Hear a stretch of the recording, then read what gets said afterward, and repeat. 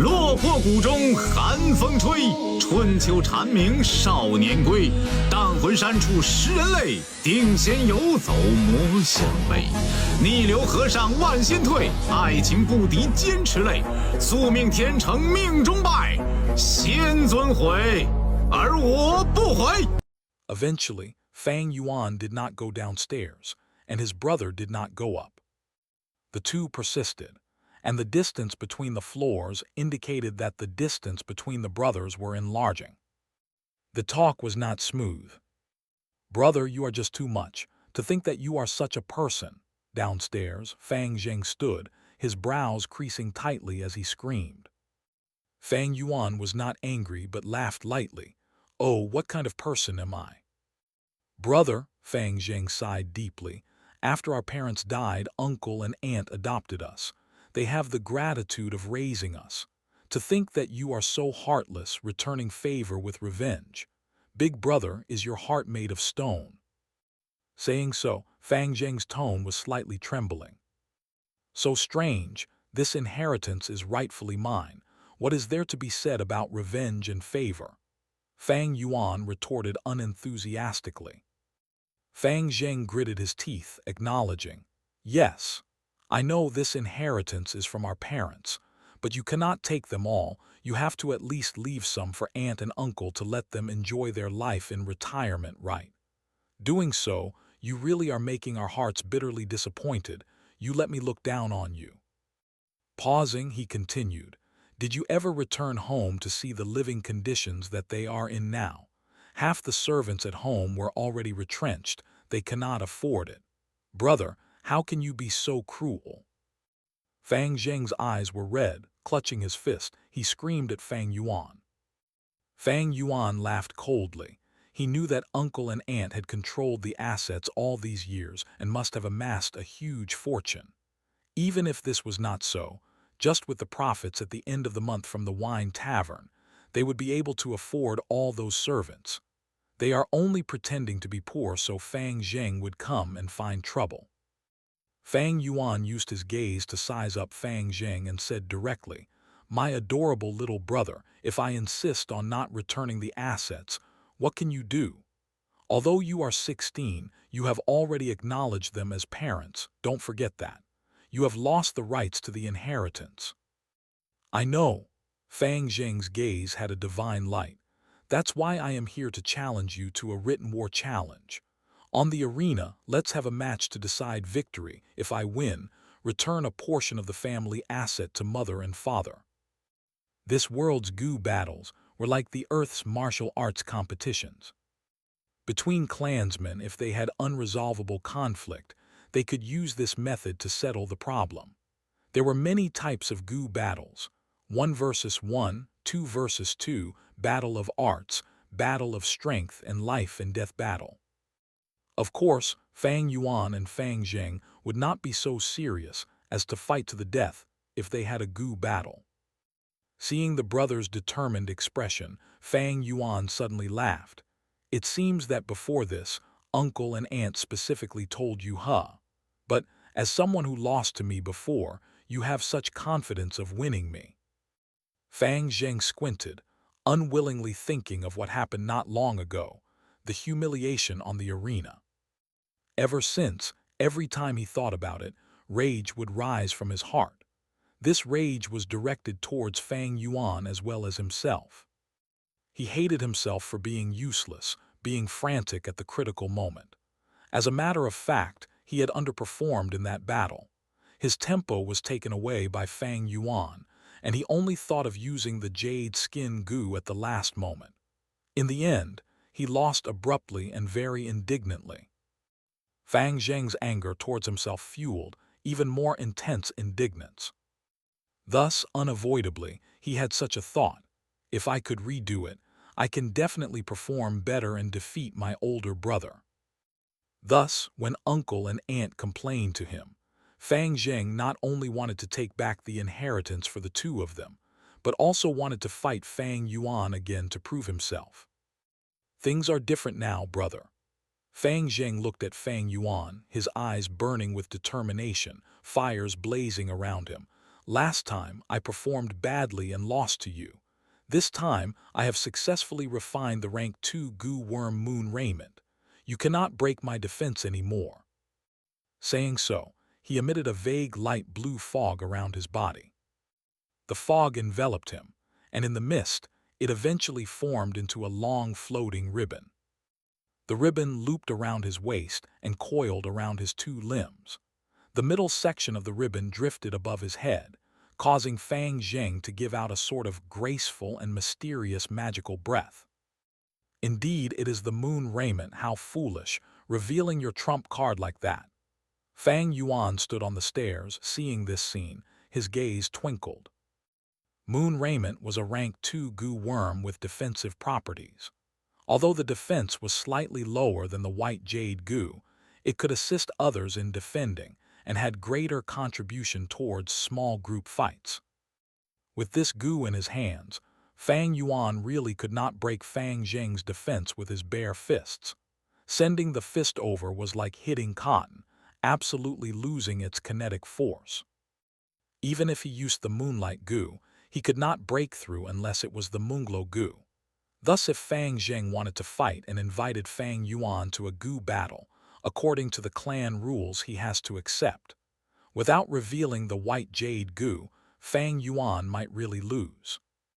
A grade is a grade, and with the clan leader's nurture, Fang Zheng is growing rapidly. It could be said that, during the academy phase, Fang Yuan suppressed Fang Zheng. But now he had to admit, Fang Zheng was starting to show the brilliance of a genius and was showing imposing threat to Fang Yuan. "But you think I did not expect this?" Fang Yuan stared down at his brother, his lips curling. He said to Fang Zheng, "My persistent little brother, of course you can challenge me, but have you gotten the approval of your teammates? If during the battle your group has to go on a mission, how would you choose?" Fang Zheng paused. Indeed, he did not think of this. He had to admit, his brother was right. The group had to work together, and if teammates wanted to go on individual operations, they would need to report first. Thus, you might as well go back, find that leader Gu Yue Qing Shu of yours, and explain the situation. "I'll wait for you guys at the Northern Gates Wine Tavern," Fang Yuan said. Fang Zheng hesitated slightly, then gritted his teeth. "I'll go now, brother, but let me tell you, delay tactics don't work." He came to Gu Yue Qing Shu's residence, and the family servant let him in. Gu Yue Qing Shu was practicing using his gu. His body was moving around in the garden's arena stage, extremely agile and fit. "Green vine gu," he lightly said, and from his right palm a green vine shot out. It was around 15 meters. Qing Shu grabbed the vine and used it as a whip, splitting, coiling, and sweeping around. Pow pow pow.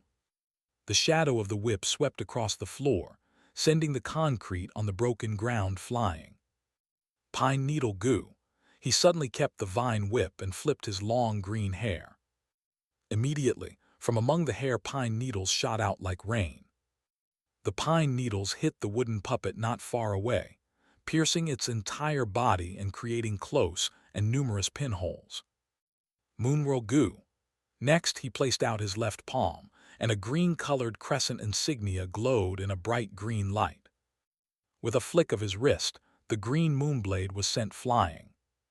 Different from the trajectory of a normal moonblade, this green moonblade was more curved. While flying in the air, it traveled in an arc, making it harder for enemies to predict.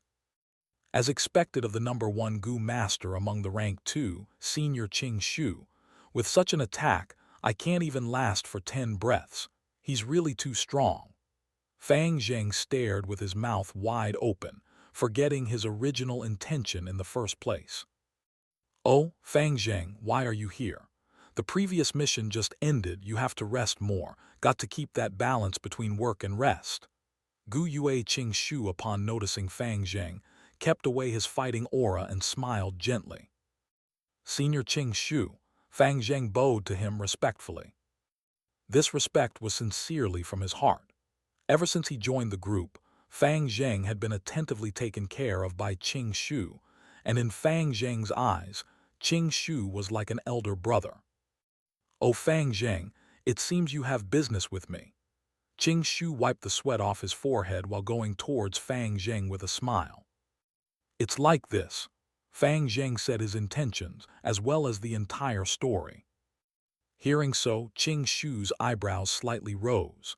The truth is that he had heard a lot about Fang Yuan, and when compared to Fang Zheng, he was more interested in Fang Yuan.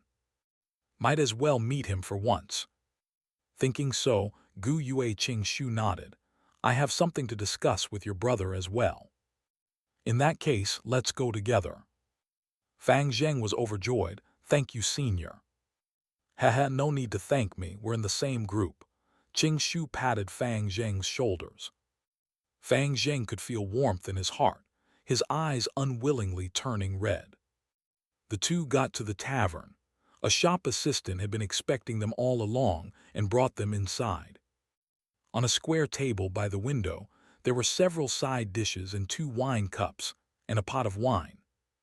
Fang Yuan sat on one side, and when he saw Gu Yue Qing Shu, he smiled and extended his hand. "Please sit." Gu Yue Qing Shu nodded to Fang Yuan. He took his seat, then said to Fang Zheng, "Fang Zheng, go take a stroll around, I'll talk with your brother." He was a smart person. Upon seeing only 2 wine cups, he knew that Fang Yuan wanted to have a chat alone. The truth is, he had such intentions as well. Fang Zheng acknowledged and left the shop indignantly. "I know you, Fang Yuan." Qing Shu smiled, opening the wine pot skillfully, pouring a cup for Fang Yuan and one for himself. "You are a very interesting, smart person." Saying so, he raised his cup towards Fang Yuan. Fang Yuan laughed and raised his cup as well to return the toast. The two drank it in one shot together. Qing Shu poured another for Fang Yuan again, as well as for himself.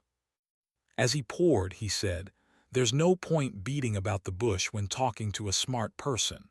I'll be open, I want to buy your liquor worm, how much would you sell it?" He did not ask Fang Yuan if he was selling it, but asked directly, how much, showing his immense confidence. He was the number 1 rank 2 Gu master.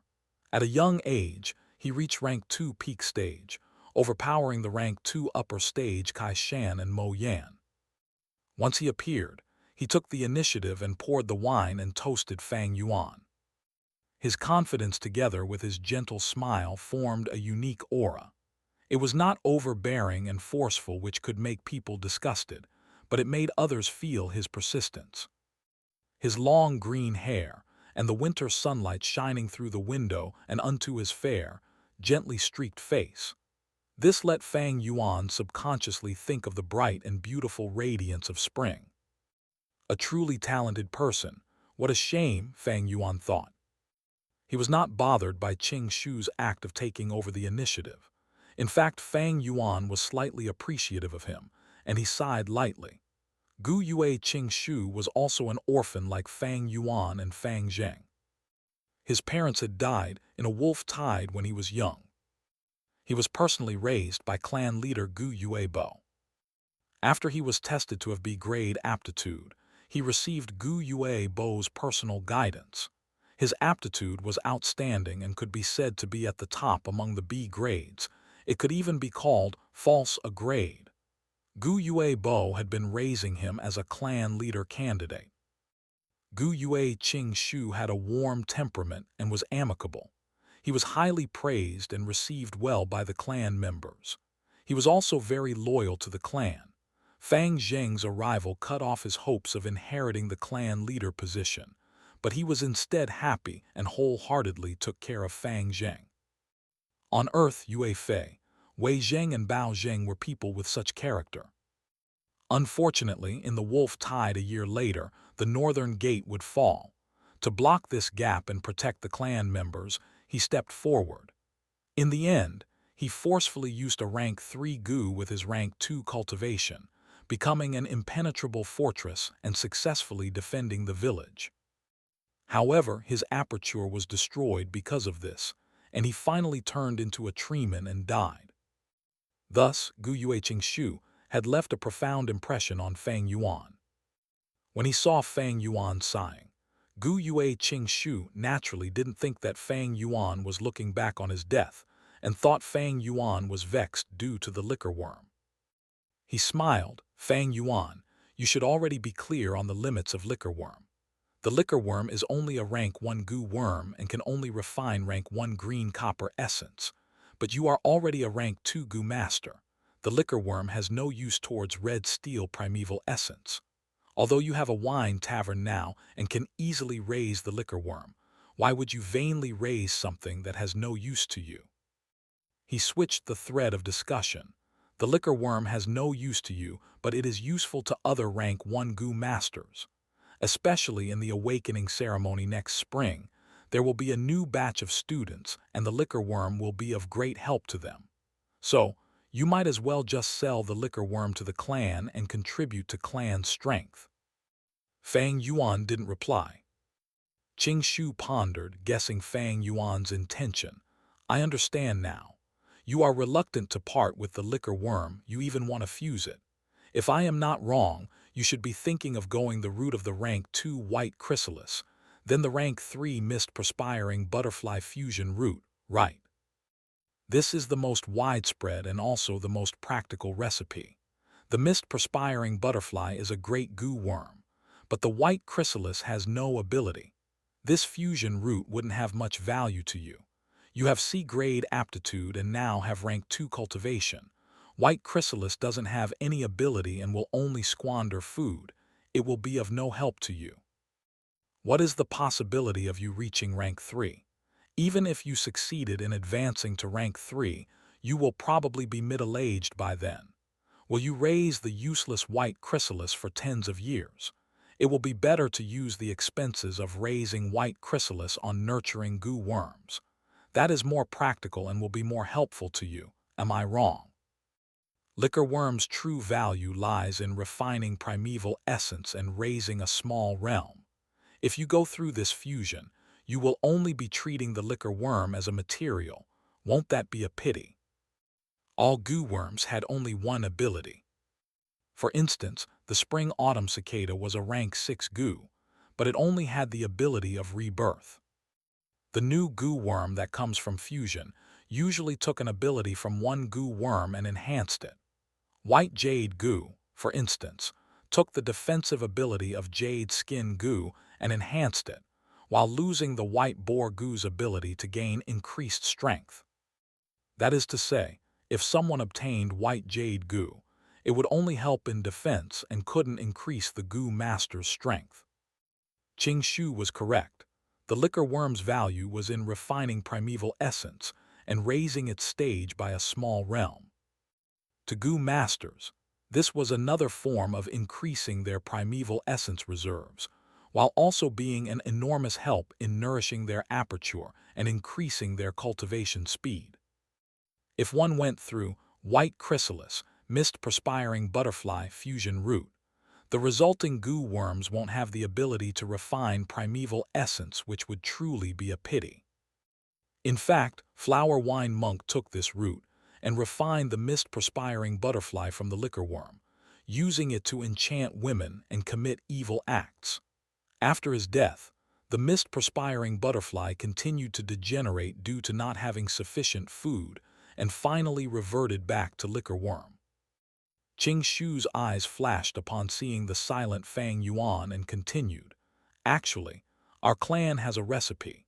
This recipe raises liquor worm to rank 2 Moon Harbinger Gu, then the rank 3 7 Fragrances liquor worm. 7 Fragrances liquor worm has the ability to refine primeval essence.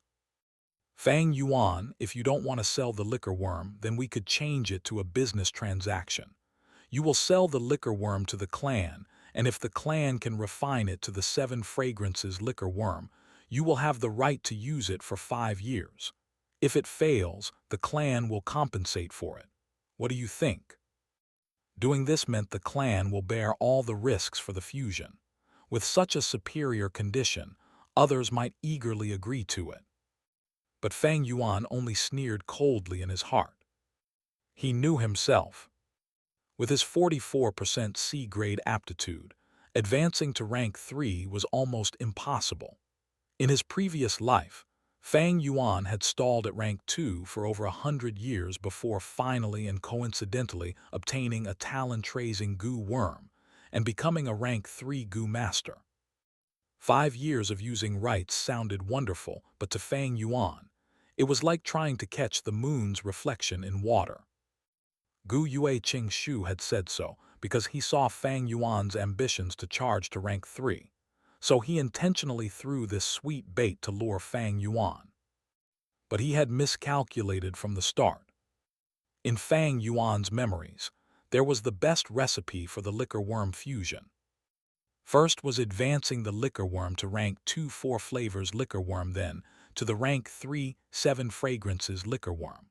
Whether it was 4 flavors liquor worm or 7 fragrances liquor worm, both had the ability to refine primeval essence. However, it was not easy to refine the 4 flavors liquor worm. First of all, its fusion required 2 liquor worms. Fang Yuan only had 1 currently. Next, the fusion required 4 types of wine, and these 4 wines should be of 4 different flavors: sour, sweet, bitter, and spicy.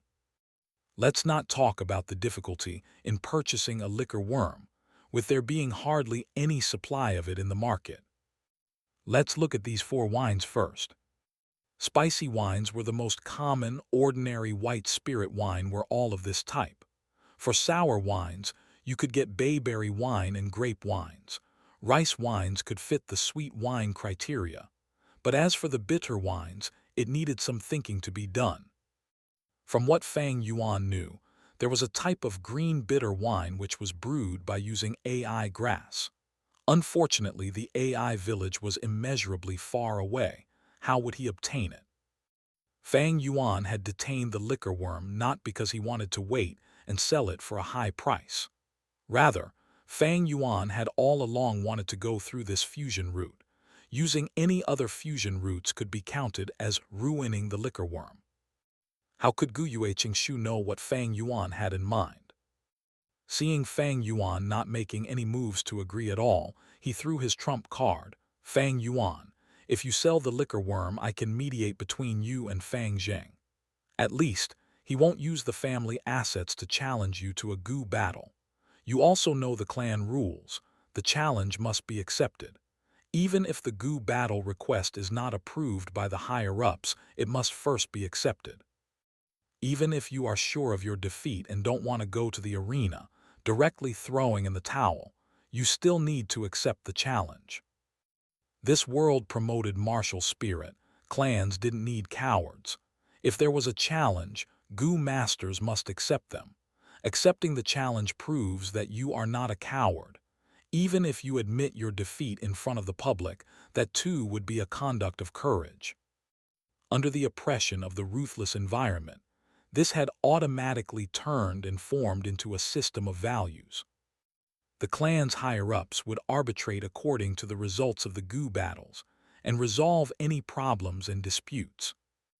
The premise of a Gu battle was to have a reason. The challenger should be in the right and the challenge should be reasonable, or the 2 parties could both make an agreement similar to betting. Only then would the Gu battle be approved. Fang Zheng's Gu battle request is reasonable and fair. It will be approved. If this happens, no matter the result, whether loss or win, will be judged by the elders. Who do you think the elders will side with between you and Fang Zheng? Qing Shu's smile became bigger. He looked at Fang Yuan with a burning gaze and continued to add pressure. Fang Yuan, if you win, you will simply have to part with a tiny bit less of the family assets. But if you sell the liquor worm to the clan, you will be contributing to the clan. The clan will remember you. I can also guarantee that Fang Zheng would never challenge you on the basis of family assets. The implication was that Fang Zheng could still challenge Fang Yuan with different reasons. This was one of the things Yue Qing Shu and Gu Yue Bo would be happy to see. They hoped Fang Zheng would defeat Fang Yuan and break the shadow in his heart to build up his self-confidence. Fang Yuan suddenly smiled. He had been listening to Gu Yue Qing Shu's chatters from the beginning. And now he finally spoke. "You think I will lose if we fight?" Fang Yuan asked Qing Shu. Qing Shu also smiled. "Fights are full of variations. No one can foretell what might happen. However, I need to remind you, Fang Zheng has already refined the rank 2 Moonville Gu. You won't have much of an advantage." Ha ha ha. Fang Yuan shook his head and the smile on his face became bigger. "I will lose, I definitely lose." Qing Shu stared blankly. Fang Yuan stared into his eyes and continued. "Not only will I lose, I will even lose very miserably. I will hand over all my parents' inheritance, and from then on I will sleep on the street and wander about begging in the village." Gu Yue Qing Shu was smart. He understood Fang Yuan's true intentions. His expression became grave. No longer was it confident and graceful. Fang Yuan's words were a bare threat. Fang Zheng was being raised as the next clan leader. If it was made known that he had recognized others as his parents, used his cultivation and aptitude to bully his big brother, snatching the inheritance, then there would be a devastating damage to his reputation. Even on Earth, a person who did this would be shamed and disdained by people, let alone in this world where the values of family love was raised to a whole new level. It wouldn't be anything if Fang Zheng wanted to become a devil, but he was going to become a clan leader, a leader of the righteous path, and that meant he needed to uphold virtue and cherish it. For a moment, Gu Yue Qing Shu looked dazedly at Fang Yuan. He discovered that despite hearing a lot about Fang Yuan, he had still underestimated the latter. The dominance that he built up from his many sentences since the moment they met had now crumbled with a bang. Fang Yuan hit the nail on the head, directly indicating the main part to Gu Yue Qing Shu. If it was another person, Fang Yuan would have spoken differently. But Gu Yue Qing Shu was someone who had extreme loyalty to the clan, and in Fang Yuan's previous life, he would rather sacrifice himself to protect the clan. Thus, he had no choice but to worry because of Fang Yuan's threat. However, he quickly calmed down, his eyes staring at Fang Yuan as he spoke between clenched teeth. "But you won't do this. Because the inheritance has been your goal all along, how will you cultivate if you give up the inheritance?" Fang Yuan wasn't afraid. He met Qing Shu's gaze, his lips curled up in a smile. "That's why I believe you will give up the notion of buying the liquor worm and also persuade Fang Zheng to not challenge me. Am I wrong?" Others might not be able to persuade Fang Zheng, but Gu Yue Qing Shu had this capability. Fang Yuan had no doubt on this. The situation was in a deadlock. After a moment, Gu Yue Qing Shu lowered his eyes.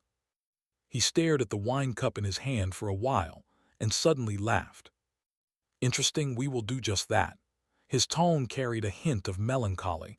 A day later, on the futon, Fang Yuan sat cross-legged. A large face-sized white light was an arm's distance from his face, silently floating. Fang Yuan took out piece after piece of primeval stones from his money bag and threw them into the light ball. The white light contracted, but became more eye-piercing. When it shrunk to a fist size, the white light was glaring, and Fang Yuan could only squint his eyes to observe it. Probably the last piece. Fang Yuan played around with the primeval stone in his hand, knowing that the critical moment was here. He tossed the primeval stone into the light ball. He could vaguely see the primeval stone floating around in the light ball, like snow dropping into boiling water, constantly melting away. A large amount of rock powder fell on the ground. The primeval stone vanished, and the light ball exploded. With a bam, the 3 goo worms flew in 3 directions. One fell on the bed, while the other 2 flew to the walls and then dropped to the ground. Refining the Moonglow goo had failed. Fang Yuan's heart sank. He quickly moved his finger, calling back his goo worms. The Moonlight goo and Little Light goo wavered their way to Fang Yuan as they floated around, slowly landing in his palm, but the other Little Light goo had no response.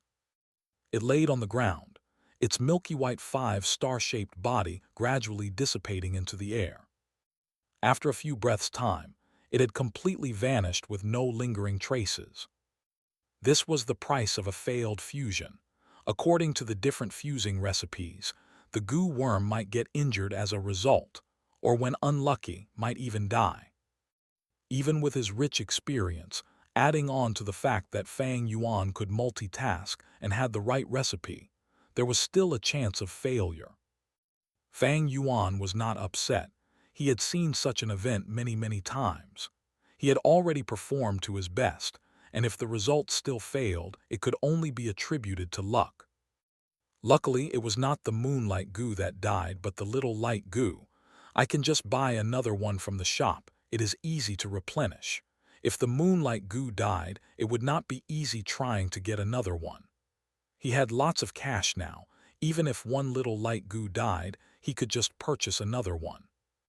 Next, he inspected the moonlight goo and the remaining little light goo. On the surface of both goo, it was slightly dimmer than usual. This was the result of an injured goo due to fusion failure. Once a goo worm gets injured, the chances of a successful fusion would drop drastically. I have to wait for them to recover before I continue trying. Fang Yuan knew that haste does not bring success and quickly kept the two goo. He estimated the time. Around at least 3 days later would he be able to perform another try. Cultivation did not end there. Fang Yuan opened his right palm. His left hand was pale, and on his palm there was a green insignia with a grass pattern, like a dark green tattoo. Fang Yuan's thought moved, and the primeval essence in his aperture began to move, like light red fog flowing towards the insignia on his left arm. The green insignia was instantly brought alive. From Fang Yuan's palm, the tip of the grass emerged, followed by the round leaves of 9 dark green leaves, lastly followed by the jade green transparent stem. As for the roots, they were not exposed. On his palm, the original dark green tattoo was gone, only leaving behind traces of dark green lines. It represented the intertwining of the grass with Fang Yuan's palm. It was the rank 2 grass goo, 9-leaf vitality grass.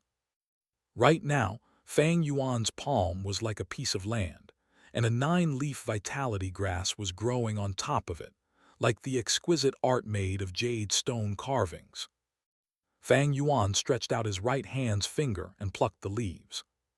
With every piece of round leaf that he plucked, Fang Yuan could feel a slight pain himself, like the feeling of pulling his hair. After the 9 pieces were plucked and placed at the bedside by Fang Yuan, there was only the bare stem of the 9-leaf vitality grass left on his palm. Fang Yuan continued to deploy his primeval essence. The light red-colored rank 2 primeval essence continued to rise from his palm like a cloud of mist and covered the jade green stem. The stem continued to absorb the primeval essence, and eventually a bud started to grow from deep within the stem. This budding was pinkish green, small, delicate, and very fragile, breaking upon contact. Fang Yuan continued to use his primeval essence, and the bud grew bigger, its color deepening. Eventually, it grew into a piece of dark green color, a completely mature leaf. I used up 20% of my primeval essence. Fang Yuan inspected his aperture and concluded. He only had 44% primeval essence in his sea. That meant that he could only create 2 vitality leaves at one go. After creating another piece, Fang Yuan grabbed a piece of primeval stone and rapidly recovered the primeval essence in his aperture. When the primeval essence rose to 40%, he nurtured the vitality leaf again. Rinsing and repeating like this after half a day, he had finally made the 9-leaf vitality grass grow back to 9 full leaves. He did not pluck the leaves this time, but with a thought, kept the 9-leaf vitality grass back into his left palm, turning it back into a green insignia. He took the leaves that he plucked and placed them into a small bag, bringing it with him. A piece of vitality leaf was a rank 1 goo worm, each worth around 50 primeval stones in the market. This meant that, with just these 9 leaves, it could allow Fang Yuan to earn 450 primeval stones. Of course, he incurred costs in creating them, but excluding costs, he still profited around 400 primeval stones. Among all of the family assets, the most valuable one was no doubt this 9-leaf vitality grass. Owning it was tantamount to owning a gold mine, and this 9-leaf vitality grass had an advantage too: it was easy to feed. It only needed water and sunlight to survive, thus there was virtually no cost in raising it. To Fang Yuan, he could give up all the other family assets, but for this 9-leaf vitality grass, he needed to grasp it firmly in his hands. Of course, this type of 9-leaf vitality grass goo was not owned by Fang Yuan alone. In the village, others held this grass goo as well.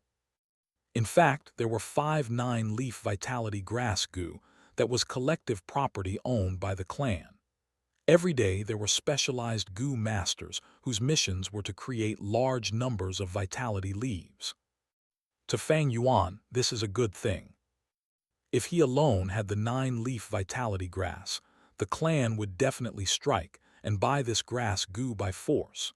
Just like how Gu Yue Qing Shu represented the clan and came to buy his liquor worm. Precious goo like liquor worm, black and white boar goo, and the 9-leaf vitality grass. The clan higher-ups all wanted to control it and make it useful for the whole clan. 3 days later, a light ball under Fang Yuan's supervision suddenly exploded, and a new goo worm floated in midair slowly. It was sparkling and translucent, bent like a crescent, resembling a piece of water-blue crystal. In a nutshell, it was like the moonlight goo that was enlarged in size by twofold. Yet it was not the moonlight goo, but the higher-ranking rank 2 Munglo goo. This time, Fang Yuan's fusion succeeded. The Munglo goo is made by fusing a moonlight goo and 2 little light goo. A little light goo can raise the power of the moonblade by 100%, but 2 little light goo still raised its power by 100%. This boost was not additive. But the refined rank 2 Munglo goo, its attack power reached 3 times of the moonlight goo. Actually, there are many different recipes to refine the moonlight goo, and it has many advancement paths. Fang Yuan took this path to raise the Moonblade's attack power to the limit. The attacking range remained unchanged. It still had a scope of 10 meters. There was a route using the Moonlight Goo and the Stone Scar Goo to perform fusion. The result would be the Moon Scar Goo. Its attack power remained unchanged, but the range doubled, reaching 20 meters. There was another common route, which was using the Moonlight Goo with the Whirlwind Goo to fuse, creating the Moonwhirl Goo. Using it, the Moonblade turns from blue to green, and at the same time its attack trajectory becomes curved. Gu Yue Qing Shu took this path. As for Gu Yue Fangzheng, he used the Moonlight Goo and Jade Skin Goo to create the Moon Raiment. This was a rare route and had an upper limit of rank 5, becoming the Moonlight Treasure King Goo. However, having a rank 5 recipe did not mean it was definitely possible to create a rank 5 goo worm. Many rank 5 goo masters did not have a single rank 5 goo in their possession. What causes this awkward situation is not a lack of ingredients, but the success rate. Goo fusion was not a 100% success rate. The higher the ranking of the goo worm you are trying to refine, the lower the success rate. In his previous life, Fang Yuan's spring-autumn cicada had a success rate of less than 1%, and it failed countless times. Sometimes he was lucky and less goo worms died. Other times, all the goo worms died together. To refine the rank 6 spring-autumn cicada, it needed all rank 5 goo worms. Once these goo worms die, all of Fang Yuan's hard work and accumulation would go up into smoke, becoming an illusion. Fang Yuan failed countless times and started over many times, fusing once again, and collecting goo worms and special ingredients all over again. Eventually, he caused too much of a commotion and incurred a public outrage, causing the will of the people to become disorganized, and many deaths forming seas of blood and floating corpses. He was lucky, though, as he finally succeeded and obtained the spring-autumn cicada. But once he obtained this rank 6 goo, all the righteous cultivators who were eyeing his goo all along came to attack, and before he even got a chance to familiarize himself with the goo, he suicided. Thousands of millions of years. It was because of this disgusting failure rate that caused many high-ranking goo masters to waste their efforts and go back to square one. The only way was to slightly curb this failure rate. And that is vital goo. No matter the fusion result, failure or success, the vital goo never dies. At most it gets injured. Why? Many people guess that it was because the vital goo is the goo master's first goo worm and is linked to the goo master's life, forming a mystical relationship and connection. As long as the goo master is alive, if the vital goo's fusion fails, at most it would be almost dead. Of course, the other goo worms used in the fusion had a possibility of death. Even so, a portion of the goo master's fruits and labor can be preserved and accumulated. The vital goo is the goo master's greatest fortune and fallback. Whatever the vital goo is, it can to a large extent affect the goo master's development path. Conversely, goo masters also find new recipes aggressively to raise the level of their vital goo. Some rank 2 and rank 3 garbage recipes to goo masters. It worsened their future prospects. When Fang Yuan found that the spring-autumn cicada had become his vital goo, why was he so happy? This was why. The spring-autumn cicada was an extremely rare goo worm, allowing others to rebirth. It was a heaven-defying ability. No matter how it is refined, it will not die. If this was Fang Yuan's previous life where the spring-autumn cicada was not his vital goo, if he continued refining, it could potentially die. Spring-autumn cicada was rank 6, something many goo masters would never be able to reach in their lifetime. An extremely large number of goo masters did not even have a rank 6 recipe and are still desperately searching. Spring-autumn cicada, although unable to be used to its full potential by the current Fang Yuan, was still his greatest treasure. The flower wine monk's inheritance compared to this was a difference between heaven and earth. The cold snow came to an end, and spring wind took its place. Without realizing it, winter had already passed, and the days of spring arrived. The frozen mountain creek began to flow again. The ice cones under the eaves of bamboo, buildings and trees were sparkling and translucent, dripping water in the sunlight. In the morning, the wine tavern was quite empty. There were not many drinkers. Fang Yuan sat inside at the seat near the window. According to his request, the surrounding was covered by wooden plank screens, creating a small room for him. A gust of wind blew in from the window, and the fresh and fragrant smell of the earth was wedged between the air, letting people who smelled it feel carefree and pleased. Jiangya sat opposite Fang Yuan, his face full of smiles. "These are the primeval stones this time. Please confirm it." He took out 4 money bags, placing them on the table and pushing it towards Fang Yuan. What was inside the money bag was naturally primeval stones. Fang Yuan did not open them one by one, but checked their weight by holding them in his hand. He had over 100 years of experience making deals and transactions, so he could easily tell the number of primeval stones in his hands. One less and he could immediately tell. This was nothing special, to be honest. On Earth, there was an oil seller who placed a coin on the bottleneck and dripped oil inside, where the oil dripped in a line and entered the bottle through the tiny hole without any spillage. There was another divine shooter who could shoot tree leaves at 100% accuracy from 100 meters away. There was also a butcher who worked for many years, using his hands to check the weight. He could tell their exact weight and when scaled, was exactly as he said. How to train such a skill? Nothing else but practice makes perfect.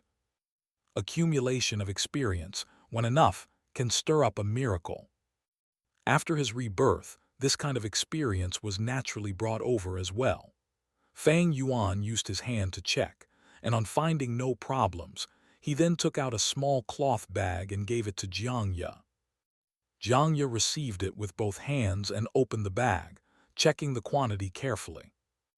Although Fang Yuan had 9 vitality leaves in his possession, he did not plan to sell it himself.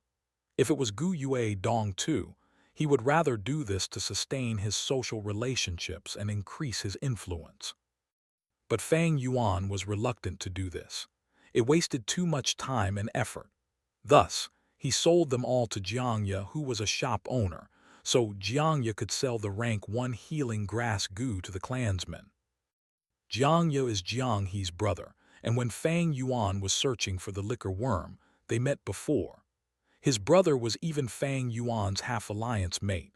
Thus, having him take over the transaction and sell to the clan was a reliable method. 1, 2, 3, 9. Indeed, it is 9 vitality leaves. Jiangye counted 3 times before closing the bag and carefully keeping the bag close to his body. Next, he raised his cup, toasting to Fang Yuan. Lord Fang Yuan, happy doing business with you, let me toast you. His gaze towards Fang Yuan carried deep admiration, even turning into a hint of jealousy. A year ago, when it was also spring, the first time he met Fang Yuan, the latter was still a student at the academy, not even having the rights to wear the Gu Master's battle attire. But now Fang Yuan was not only wearing battle attire, his belt was also red color, and a square steel piece in the center of the belt, a rank 2 Gu Master. However, he himself was still a rank 1, carrying a green-colored belt. Never mind that. What made him jealous was, after getting the inheritance, Fang Yuan turned from a pauper into a tycoon. He owned the wine tavern, bamboo buildings, as well as the 9-leaf vitality grass. It was all fortune that Jiangye would never be able to earn throughout his lifetime. But Jiangye did not dare to show his deep emotion of jealousy. Fang Yuan sold the vitality leaves to him and allowed him to earn the difference in price. Fang Yuan is already his money tree, and Jiangye no longer dared to offend this junior. Side comparing among people is odious. Jiangye held the cup.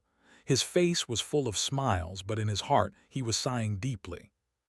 Fang Yuan raised his cup and drank it in one shot. Jiangye's expression, although secretive, with Fang Yuan's old fox wits, how could he not tell? Fang Yuan did not put it to heart, for if Jiangye was not jealous, it showed that he had much greater heart, and that would make Fang Yuan think more highly of him. But he stared at Fang Yuan's small fortune and got jealous. This showed how little his world was, insignificant. Drinking with him was solely because he still had some value to exploit. Jiangye put down the cup, excitedly saying, "The clan's vitality leaves are sold at 55 primeval stones apiece. I followed your instructions and only sold our grass goo at 50 primeval stones, and the demand is overwhelming. Lord, why don't you make more leaves daily? That way we can earn much more." Fang Yuan listened and slowly shook his head, rejecting outright. "No, creating 9 leaves is already my limit. It is already wasting much of my cultivating time." This was the difference between Fang Yuan and a mere frog like Jiangye. In Fang Yuan's perspective, primeval stones were just a cultivating resource, a tool. It is all for his cultivating needs. However, Jiangye treated primeval stones as his life goal, thus he cultivates in order to earn more primeval stones. But even if Fang Yuan only made 9 leaves a day, he could earn 400 primeval stones daily. And with the accumulation, the fortune in his hands also grew to an amazing level. Seeing Fang Yuan's rejection, Jiangye did not dare to push his luck, only moving his lips in pity. then continuing to pour wine for Fang Yuan enthusiastically, and then for himself. "Indeed," he exclaimed, "Lord has such great fortune you do not have to waste time and effort daily. In my opinion, why does Lord have to stay in that poor old rented flat? Why don't you empty out a bamboo building and stay there yourself? Then marrying a beautiful wife and having 7 or 8 family servants to take care of you. That is truly the dream life. He he." Fang Yuan laughed lightly, not saying anything. How could a farmer understand the ambitions of the conqueror? He turned around, looking outside the window. House after house, the bamboo roofs had remnant snow, bathing under the bright and beautiful light of spring. Far away was a willow tree, the branches of yellow-green soft leaves rolling down, gently swishing in the soft spring breeze. Fang Yuan's gaze was slightly blank as he thought about his current predicament. After solving the problem of Fang Zheng, the family asset could be said to be in the bag. The white jade gu and Munglo gu were successfully refined. He now covered attack and defense. What came next was the liquor worm. But the liquor worm was troublesome. To refine the 4-flavor liquor worm, he needed a second liquor worm as well as sweet, sour, bitter, and spicy, 4 types of wine. These things he had no idea where to get. "I definitely have to refine the liquor worm. Without it, my progress will be slower by at least half. But to refine the 4-flavor liquor worm, I will need to wait for the caravan and borrow that chance to showcase my white jade gu. That way, I can show off my true fighting strength and stop hiding my abilities." Fang Yuan had the Munglo gu and the white jade gu. Together with his 500 years of combat experience, he was stronger than most rank 2 gu masters. Slightly famous group leaders like Sickly Snake Jiao San, if fighting one-on-one with Fang Yuan, might not be his match. But against Kai Shan, Mo Yan, and Qing Shu, Fang Yuan was still weaker. One was insufficient cultivation level. Fang Yuan was only a rank 2 initial stage, but they were upper or even peak stage. Next was the lack of strong gu worms. Fang Yuan only had 2 battle gu worms, but they all had at least 3 and even hidden trump cards. Among the same age group, Fang Zheng, Mo Bei, and Kai Cheng were already showing their dominance, no doubt. Especially Fang Zheng, now that he had obtained the rank 2 moon raiment, he already has the ability to fight with Fang Yuan. As time passes, his cultivation level will get higher, and eventually he will leave Fang Yuan in the dust. Unless Fang Yuan can fuse the 4-flavor liquor worm and maintain the same cultivating speed as Fang Zheng. As for the higher ranks, those rank 3 or rank 4 gu masters. To Fang Yuan, battle results aside, even keeping his life is a difficult thing, not to mention challenging a higher rank. Transcending rank was very difficult. One was that Fang Yuan did not have trump cards, and 2, he does not have talent. Even with his rich fighting experience, a woman cannot cook without rice. Without a strong gu worm, his experience cannot display their worth. If I can successfully fuse the 4-flavor liquor worm, my cultivating speed will be satisfactory. But I also have to replenish my gu worms. Defense, I have white jade gu. Offense, I have Munglo gu. Healing, I have 9-leaf vitality grass, but I need a movement type and recon type gu. These 2, although are support types, they can cover up my weakness and at least triplifold my fighting strength. Fang Yuan pondered. He did not need to learn step by step. With his rich life experience, he already knew the direction to take. Beside him, Jiang Ye's voice came. "I heard, recently someone is finding trouble with you, Lord. Purposely finding trouble at your bamboo building and wine tavern." Fang Yuan frowned. His train of thoughts were broken. But Jiang Ye was right. Fang Yuan had investigated. This was his uncle Gu Yue Dongtu's act. After Gu Yue Qing Shu warned his uncle, he did not dare to use Fang Zheng to instigate trouble anymore. But after waiting for a while, the indignance and anger in his heart rose, and using his relationships, he got a few Gu masters to find trouble at Fang Yuan's places.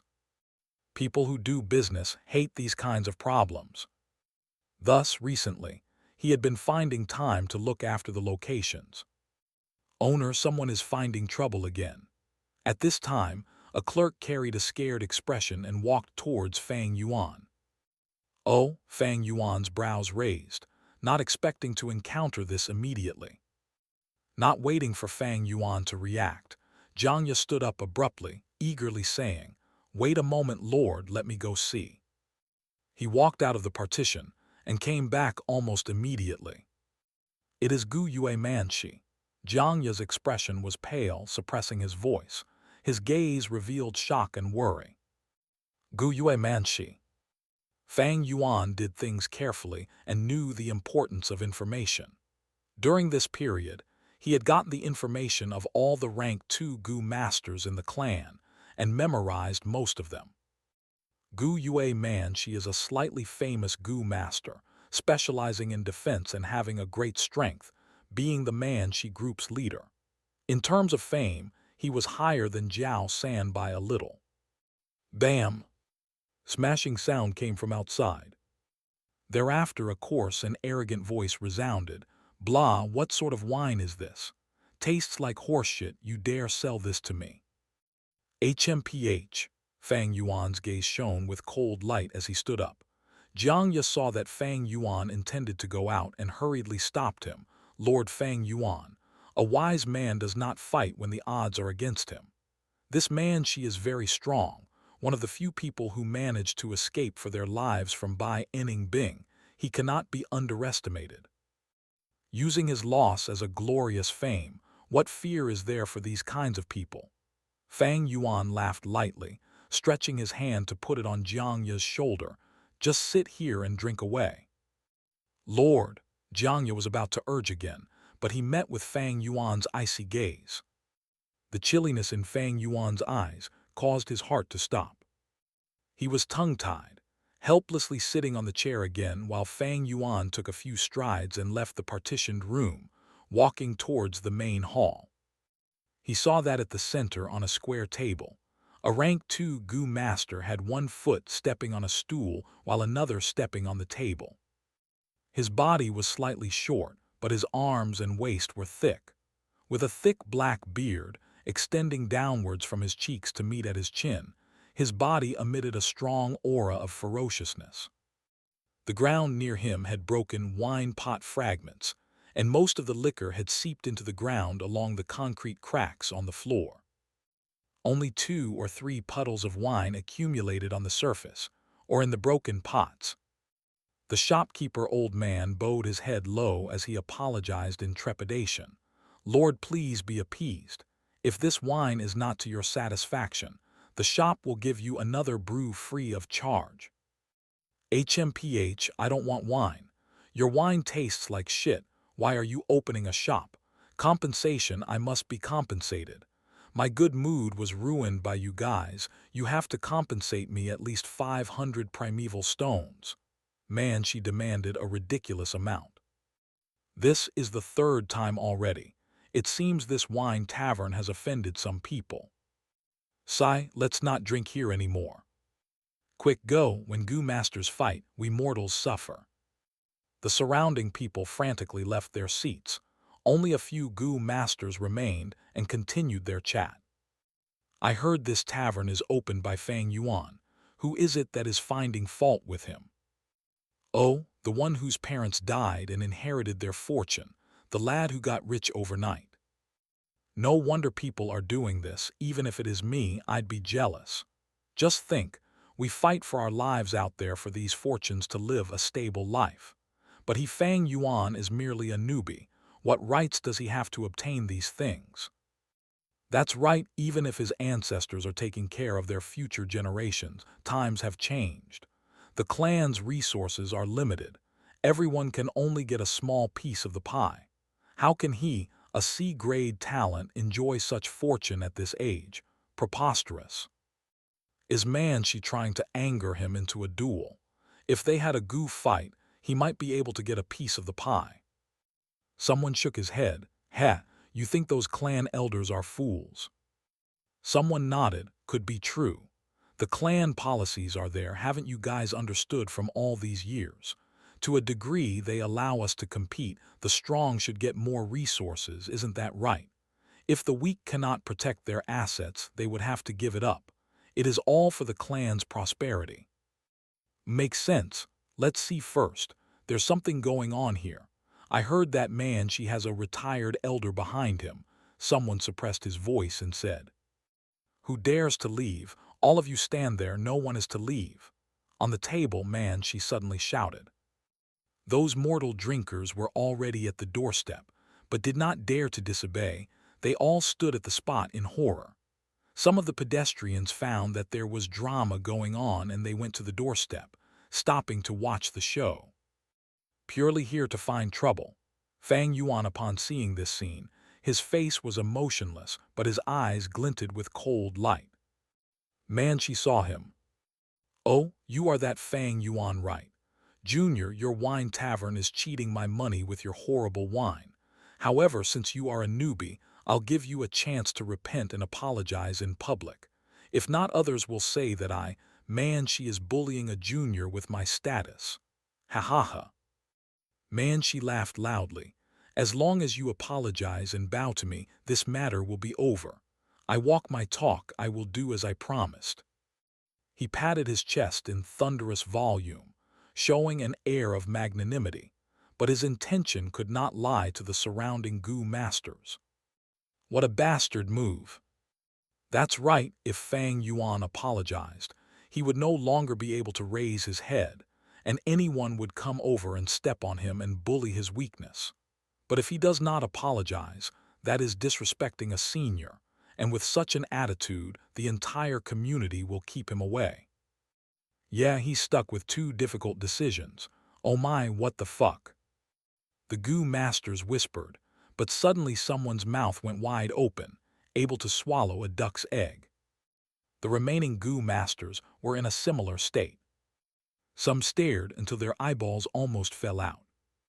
Some choked and spilled out the wine in their mouths. Some stared in utter disbelief, like statues. They were here to watch a show, an enjoyable show. In the end, Fang Yuan not only satisfied their wish, but also gave them a great surprise. The young man instantly flicked his wrist and shot a moonblade out. Pew! The moonblade of the Moonglow Gu. The eerie blue crescent fang flew in the air, as large as a face. Trailing along a square desk, it was quickly cut like tofu into two halves. Manshi's laughter stood.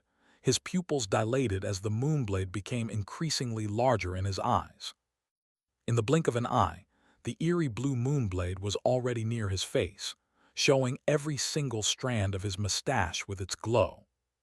Facing strong feelings of death at the very last moment, Manshi screamed out in panic, "Monolith Gu!"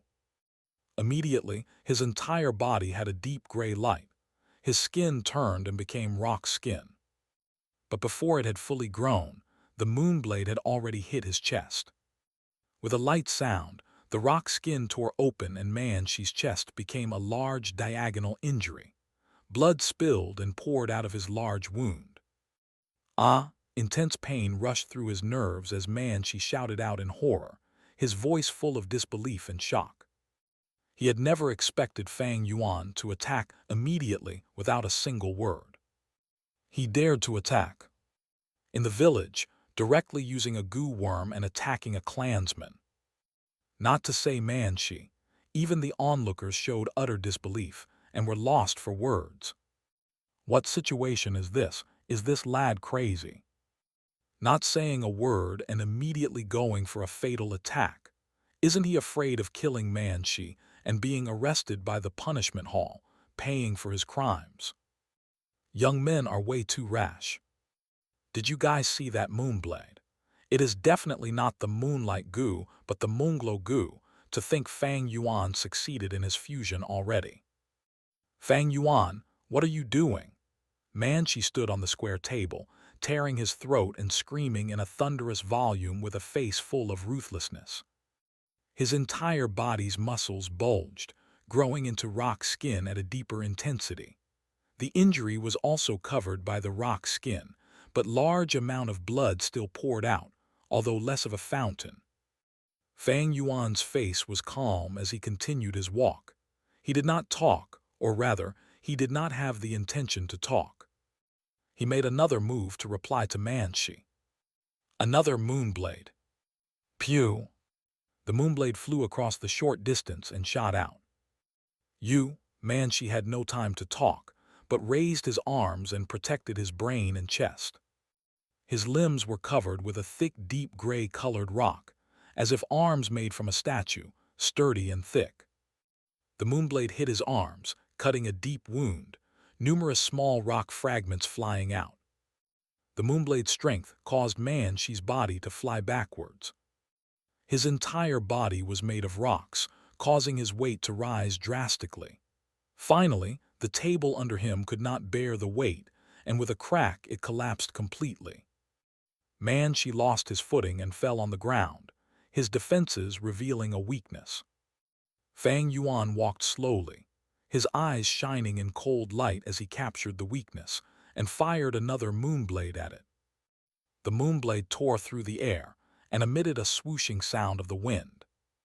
Manshi hurriedly raised his hands, but he underestimated Fang Yuan's intense battle experience. Although the moonblade was moving straight, it tunneled for an angle not parallel to the ground.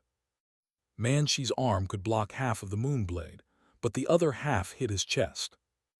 Injury on top of injury, Manshi's chest had even greater blood loss now. Is he going to kill him? The Gu masters who were originally sitting on the seat could not stand it any longer, and they all got up. The mortals did not dare to make any noise.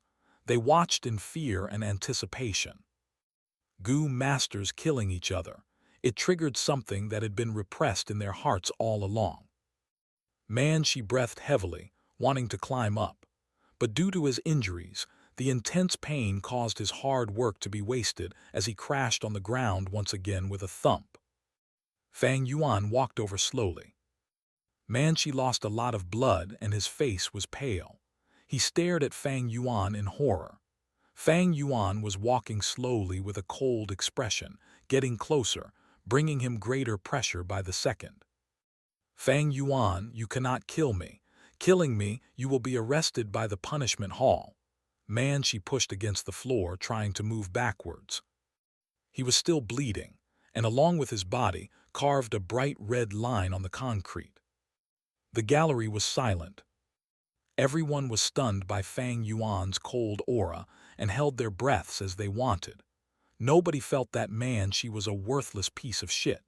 Without any composure, they would not have fared any better if they were in his shoes. Fang Yuan walked to Manshi, raised a leg and harshly stepped on his chest injury.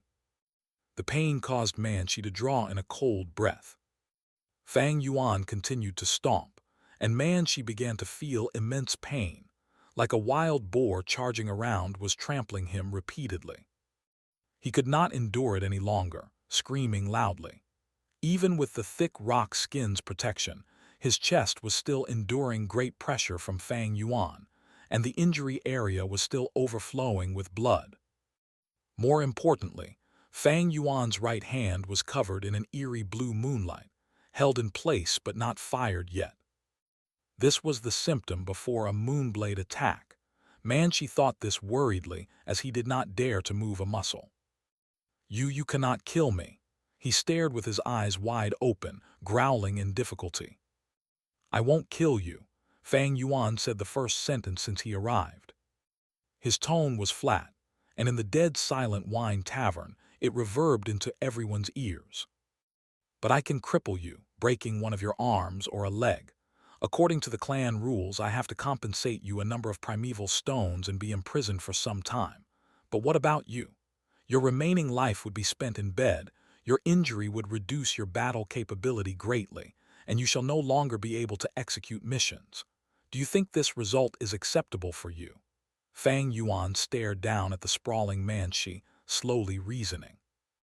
The emotionless voice traveled into Manshi's ears, causing his heart to stop and his body to shudder.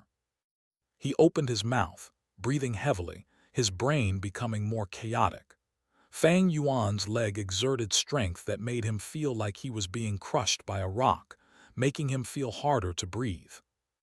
Damn it, damn it. If I was on guard, if I was not caught off guard and were injured at the start, how could he? Erg. Manchi's voice came to an abrupt stop as his gaze met with Fang Yuan's eyes. He lay on the ground, staring upwards. Fang Yuan's half-narrowed eyes, dark and eerily looking down on him. Just what sort of pair of eyes was that? If it was full of killing intent, Manchi would not be afraid. However, this pair of eyes was filled with indifference. This indifference was like arrogance towards reality, the disdain towards people of the world, the trampling of life, and the abandonment of rules. This pair of eyes, this pair of eyes. Manchi's eyes shrunk into pin size as the deepest memory in his heart played. The nightmare of his life. 2 years ago, at night in the bamboo forest. A young man in white clothing, similarly trampling him under his feet. Damn it, God damn it. If I had refined the monolith goo, how could you break my defense? Death was impending. He screamed with his life full of indignance. Oh, in that case I shall not kill you. The white-clothed young man's lips curled, revealing a smile full of interest. Go back to the village and cultivate harder. Refine the monolith goo and let's have a match again. Heh. I hope that in the future you can bring a tint of excitement to my life. Saying so, the young man lifted his feet, sparing him. Manchi breathed roughly, lying on the ground, not expecting this turn of events. He stared at this white-clothed young man in shock. The young man looked at him like an ant, saying indifferently, "Why aren't you scramming?" Manchi's body shook as he hurriedly got up and made his escape. This white-clothed young man was none other than Bai Village's #1 genius, Bai Bing. Back then, he was only rank 2, but could already kill rank 3 clan elders. Manchi escaping from him and preserving his life caused his fame to shoot up. Through the 2 years, Bai Bing's facial expression had become a blur in his memories, and he could only remember those eyes. Eyes that looked at the common life, the world with indifference, the high and mighty iris, hiding an unbelievable pride that mortals cannot comprehend. To think that in his own village he could see these eyes. At this moment, Manchi's heart was filled with terror, the indignance and anger in his heart dissipating without a drop of fighting spirit left. Fang Yuan closely observed Manchi's facial expression. The young man was slightly shocked, not expecting Manchi to be so cowardly. But never mind, just a cowardly mouse. Fang Yuan's objective was achieved, and he let go of his leg. You can scram now. Manchi felt like he had heard a divine mantra as he rolled and climbed out of the tavern with a pale face. The audience were stunned. Fang Yuan stood on the spot, his gaze sweeping the area. The surrounding Gu masters, rank 1 and some rank 2, avoided his gaze subconsciously. The shopkeeper and clerks were all terrified and excitedly worshipped him, who did not want a strong backer. Behind him, Jiangya was staring dumbfounded. He heard a commotion and ran out, but saw Fang Yuan chasing away Manchi. That is Gu Yue Manchi. His heart was shocked to the limit, and his gaze towards Fang Yuan changed. Jealousy had vanished. At this point, Jiangya understood why Fang Yuan had such an achievement. Because he was never the same kind of person as myself, Gu Yue Manchi was defeated by the newbie Fang Yuan. The news spread quickly and caused small waves of gossip among rank 2 Gu masters. Everyone was familiar with the 2 main characters of this event.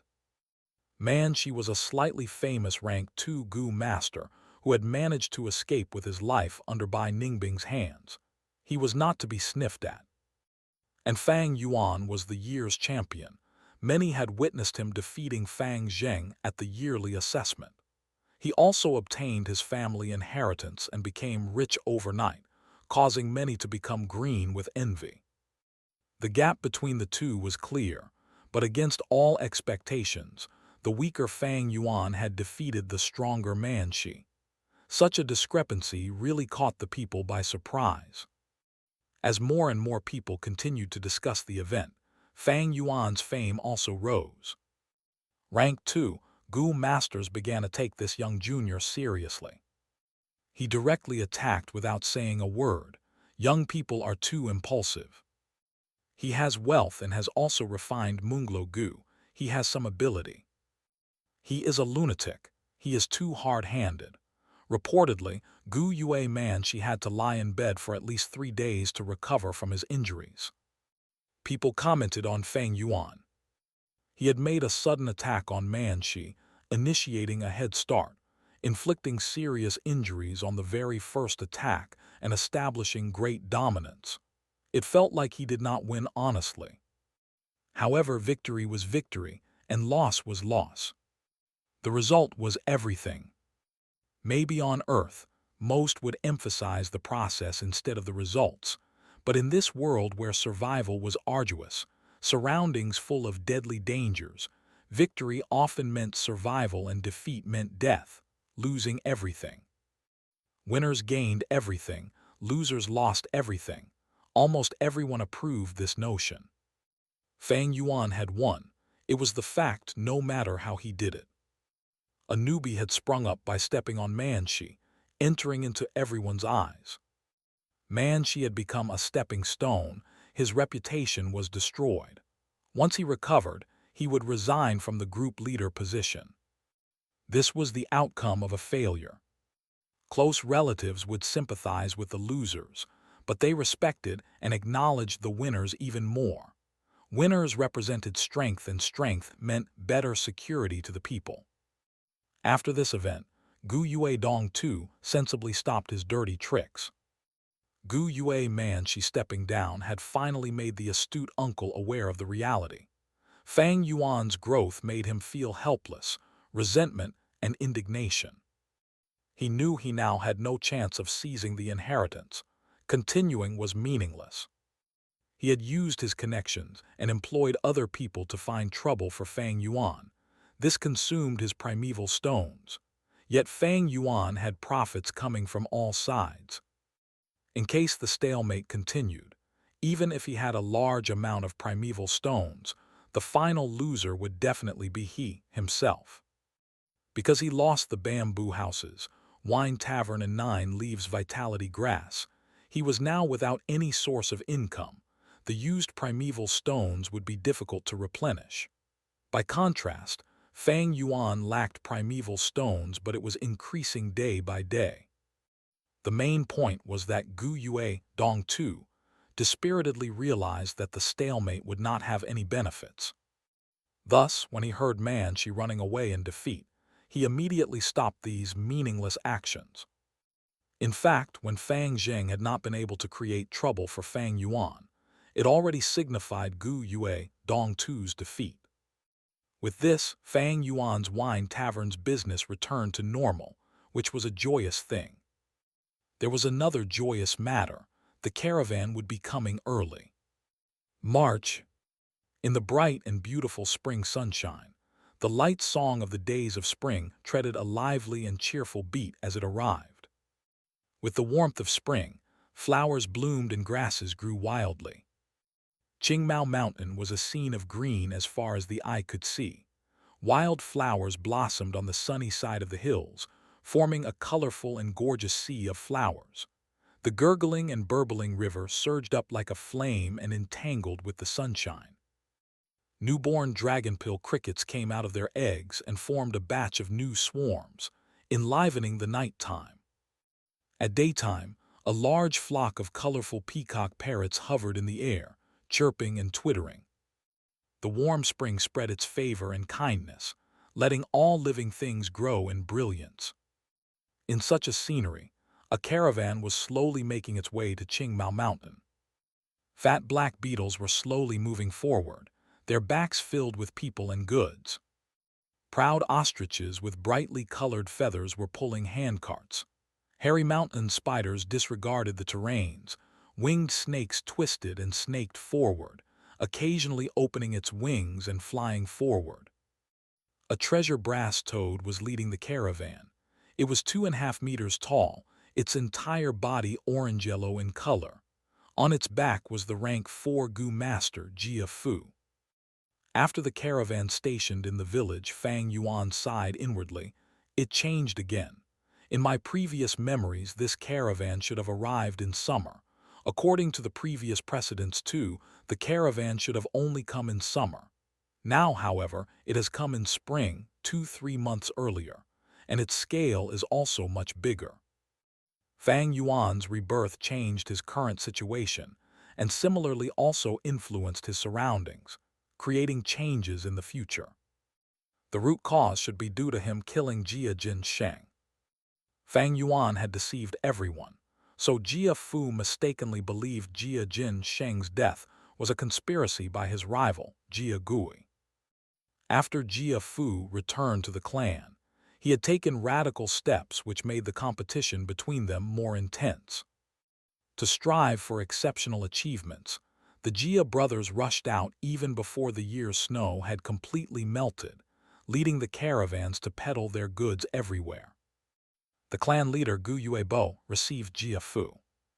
The 2 rank 4 Gu masters were the leaders of the both sides. Brother Gu Yue, I trust you have been well. Jia Fu was full of smiles and warmth, but his face had a long scar now. Ha ha ha, Brother Jia Fu, you are quite early this year. Gu Yuebo looked at the scar on Jia Fu's face.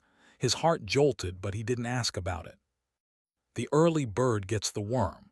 This time, I have brought many precious goods, and I believe the noble Gu Yue clan will have lots of needs. Jia Fu had made a big effort this time to fight for better achievements. Yes, this is good news. Gu Yuebo's eyes flashed. Continuing on, it just so happens that the day after tomorrow is our clan's awakening ceremony, and I would like to invite Brother Jia to attend it. Haha, it is my honor to be able to witness the prosperity of Gu Yue clan. Jia Fu immediately cupped his hands and sincerely replied. Inviting others to watch the clan's awakening ceremony was treating them as honored guests. Jia Fu could feel Gu Yue clan's sincerity from this invitation. In fact, there is also another matter. Jia Fu hesitated. You have come from afar, so if you have any requests, please say it. Our clan will definitely do our best to fulfill it, Gu Yuebo said. Jia Fu sighed. Ah, it is regarding Jia Jin Sheng's matter. I have especially brought over a few investigation experts from the clan, and I hope that in the course of our investigation, you can allow us some convenience. Gu Yuebo immediately revealed a look of understanding. Apparently, Jia Jin Sheng's death had caused Jia Fu to fall into an awkward and passive situation in the competition for family assets. It was said that after returning to the clan, Jia Fu had squabbled with Jia Gui in public, and the situation had erupted into an intense fight. The scar on his face could very well be a trace from that fight. It was no wonder he had come running over at the start of spring. He had a lot of pressure on his shoulders. Fang Yuan was strolling around tents and street stalls. The scale of this year's caravan was much bigger than any of the previous years. Not only were there more tents, there was also a Gu house. Gu house was something only large-scale caravans had. A large-scale caravan usually had 2 to 3 Gu houses. Jia Fu's caravan was at most a middle scale, but it had a Gu house. This Gu house was a large tree. It was 18 meters tall, and it really seemed to reach to the sky. Its roots and branches were twisted like the tangling of dragons and snakes. The diameter of the trunk at the base was 10 meters. It decreased as it went up, but the decrease wasn't that visible. The brown trunk was not actually a single entity and had 3 layers of space inside. There were also windows on the trunk. Sunlight and fresh air passed through the window and entered the 3 layers of space inside. The branches and leaves seemed to be scarce on the trunk. Only at the treetop was it verdant and lush. The spring wind blew, and the tree leaves shook and created soft rustling sounds. This was the most common type of goo house. The rank 3 plant goo named 3-star cave. It could instantly grow once primeval essence was poured into it. There were 3 rooms arranged in these 3 layers of space. The defensive power of these rooms were incomparable to that of the tents. In the continuous stretch of tents, an enormous tree was standing aloft in the middle like a tower. It was like a crane among a flock of chicken. At the base of the enormous tree, there were 2 wide doors used as entrance. Fang Yuan followed the stream of people and walked into the enormous tree. The tree had 3 layers of space which were transformed into the layout of stores. There were rows of counters inside, and on them were displayed all kinds of goo worms. These counters were made of wood and were a part of the enormous tree. On top of growing green leaves and branches, the 3-star cave tree goo could grow different designs according to the goo master's will. Apart from these counters, there were stools and benches for the customers to rest upon. A rank 3 support goo master was constantly operating and monitoring the situation from somewhere in this enormous tree.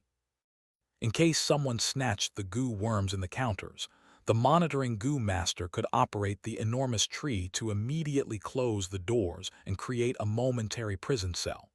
Countless branches would be madly grown and perform group attacks. At the same time, the security goo masters in the tree would also make their moves. The treehouse was much more secure than the tents, and so the goods sold inside were more precious. Fang Yuan had just entered the first layer when he saw a lone counter in the middle, and on it was a liquor worm. Many goo masters were surrounding this liquor worm, assessing it. Some clicked their tongues in admiration. Fang Yuan swept his eyes over the place, where the other counters also displayed many precious goo worms. There were jade skin goo, whirlwind goo, scarstone goo, and so on. All these goo worms were compatible with the moonlight goo and could fuse into higher-rank goo worms. Jia Fu wasn't completely clear on these fusion recipes, but with his many years of business experience, he knew which goo worms the Gu Yue clan might need more. Naturally, Jia Fu's caravan isn't just targeting the Gu Yue village, he is really making an all-out effort this time. It seems he was thoroughly provoked when he returned to the clan. Fang Yuan's heart moved when he saw this. Liquor worm, Fang Yuan lightly muttered, walking to the side of the center reception desk. He only needed this liquor worm, along with the sweet, spicy, sour, bitter 4 types of wine, to refine the 4 flavors liquor worm. Of course, such a fusion also entailed a chance of failure. But if Fang Yuan did not have a second liquor worm, he does not even have a chance to try. This is life after all. Hard work does not mean results nor success. But if one does not work hard, they are destined to fail. The demonic path was the same.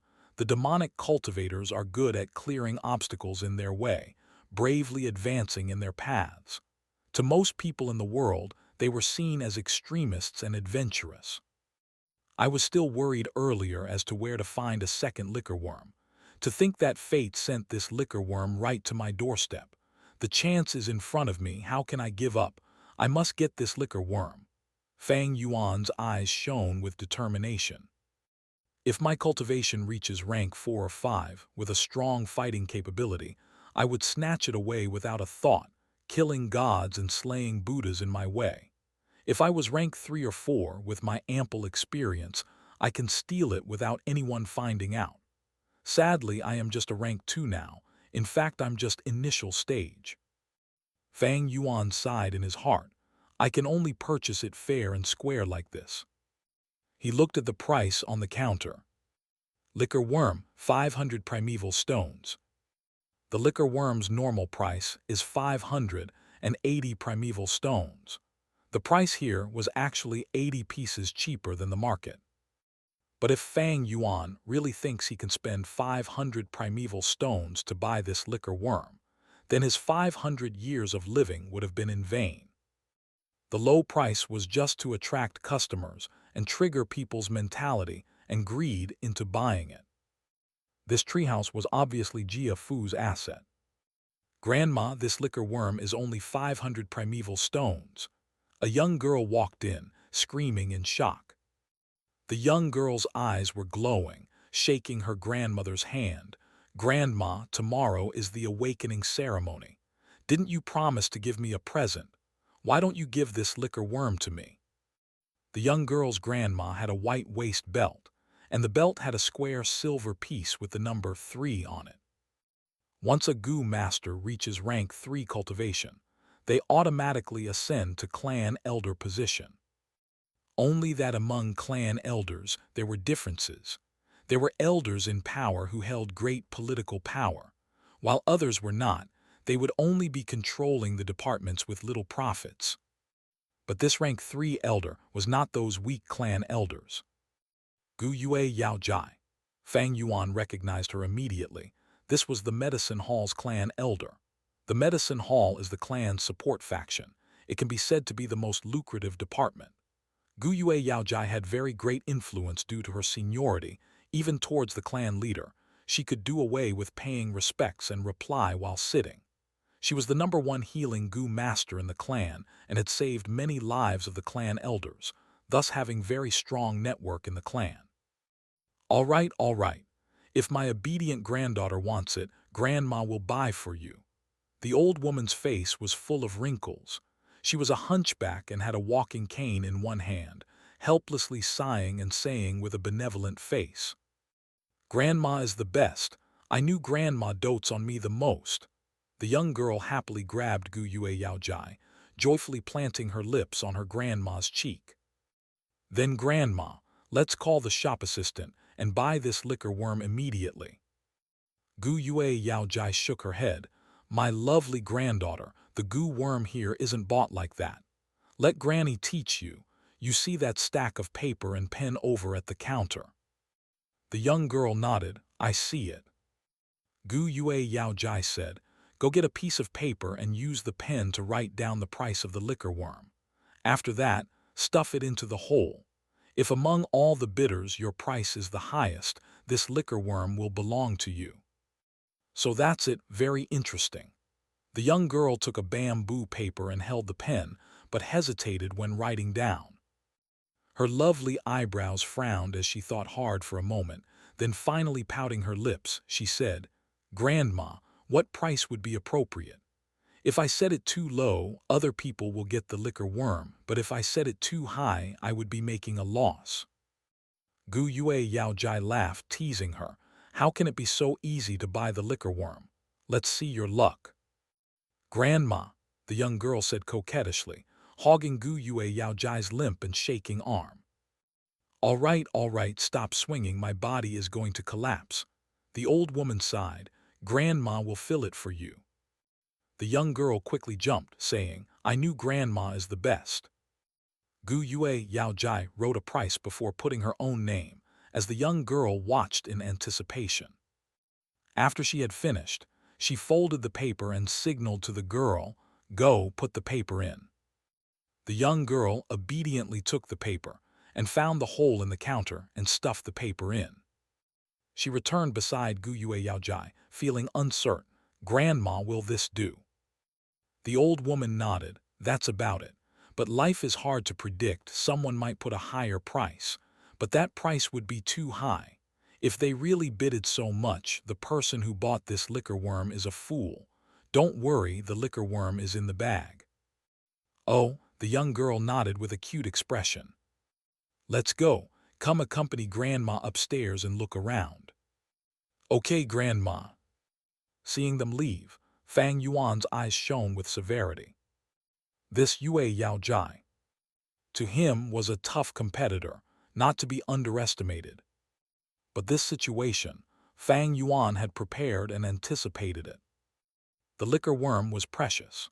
Although it was only usable for rank 1 Gu masters, the liquor worm could refine primeval essence, and that was very useful.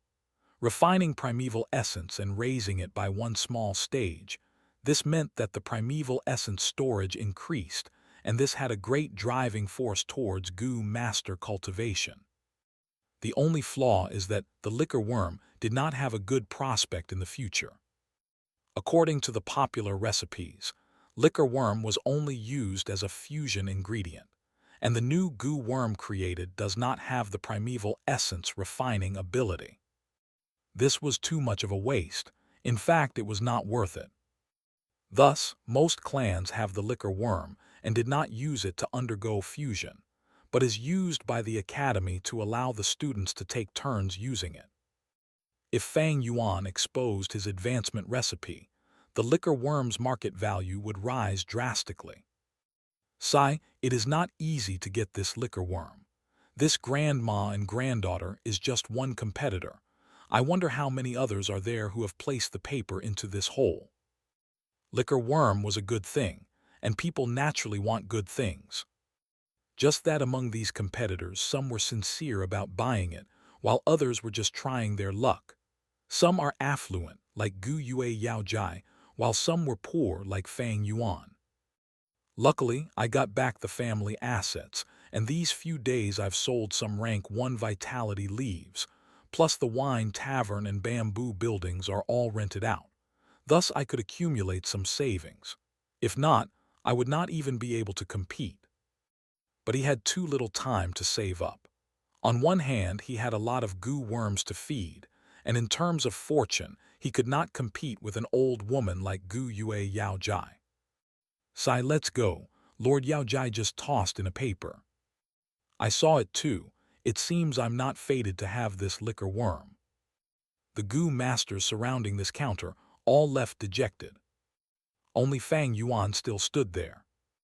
His eyes were like the abyss river, shining with cold light. The goo masters who left were all scared off by Gu Yue Yao Jai's aura and backed out of their own accord. But how could Fang Yuan be scared away? Some chances are just in front of you, only that people choose to give it up. I still have a chance. Fang Yuan's brain worked intensely as he fell into deep thought. To compete fortune, Fang Yuan was not her match. Even then, that did not mean that Gu Yue Yao Jai's bidding amount was definitely higher than Fang Yuan. Even though the liquor worm was precious, it was still a rank 1 goo worm. The price of any commodity would fluctuate, but it would definitely not rise or fall beyond a certain limit. Thus, all price deviations have a range. The crucial point now is, what price did Gu Yue Yao Jai give? She did not lack money, and for the granddaughter she doted, how much was she willing to pay? As long as Fang Yuan's price, if even a single point is higher, he wins. This is a different kind of battle. The strong might not necessarily win, the weak might not necessarily lose. Guessing and gambling made the fight much more exciting. If it were others, they might not be able to guess it. Gu Yue Yao Jai, you purposely said some things earlier to scare away competitors, but in front of me, you are still too tender. Fang Yuan's lips curled into an angle as he smiled confidently. In this world, transactions were very interesting. If it was on Earth, the seller would definitely adopt an auction style when selling rare goo worms like the liquor worm. But in this world, auction did not work well. An important reason was that kinship is the greatest value here. It is the clan's cohesiveness. If an auction was held, the clan's members would have a subconscious animosity towards outsiders like Jia Fu. Once the auction items are priced too highly, they would step out of the competition and even try to appease the seller, making some leeways to exchange and compensate. This world's people had one viewpoint: losing to the family is okay, but for an outsider to earn from it, that is an insult to the entire clan. Unless a few clans joined in an auction together. In that case, there is competition, and it would be full of rivalry. But these auctions were hard to conduct, because transport is inconvenient. Transport is the basis of trade, and if the transport system is not developed, the business and trade would dwindle. Because in trade, it was the movement of commodities that matter.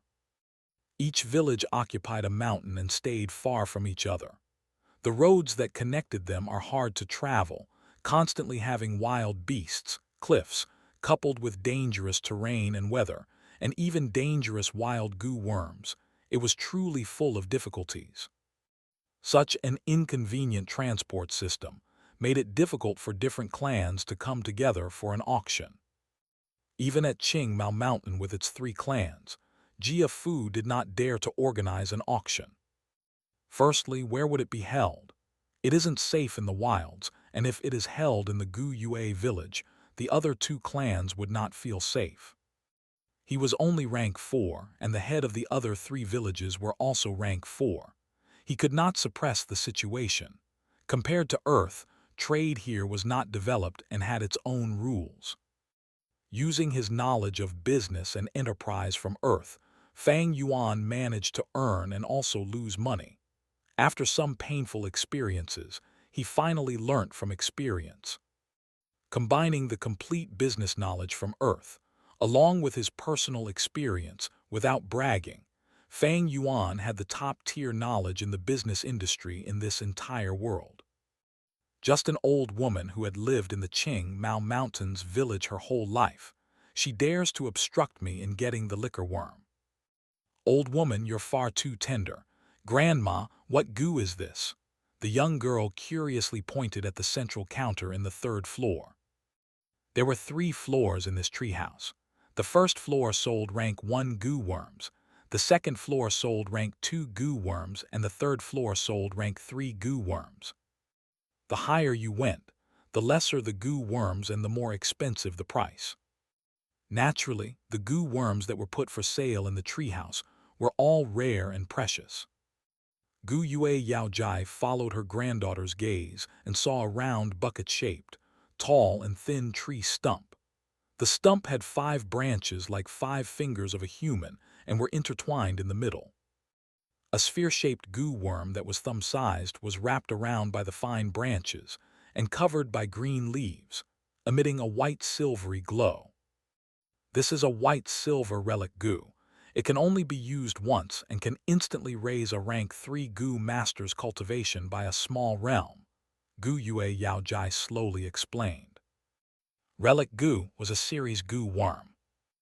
Rank 1 had green copper relic goo, which was specially targeted towards rank 1 goo masters. Rank 2 had red steel relic goo, which was effective only on rank 2 goo masters, and rank 3 was this silver relic goo. Rank 4 had yellow golden relic goo. The price is 30,000 primeval stones, it's so expensive. The young girl was so shocked, she stuck out her tongue. Gu Yue Yaojai nodded. Its final price should reach at least 50,000 primeval stones. All right, we have strolled long enough here. Let's go to the 1st floor reception desk. The results to the liquor worm's bidding should have come out. In the treehouse, a rank 1 goo worm would only be displayed for half a day once there was a bid on it.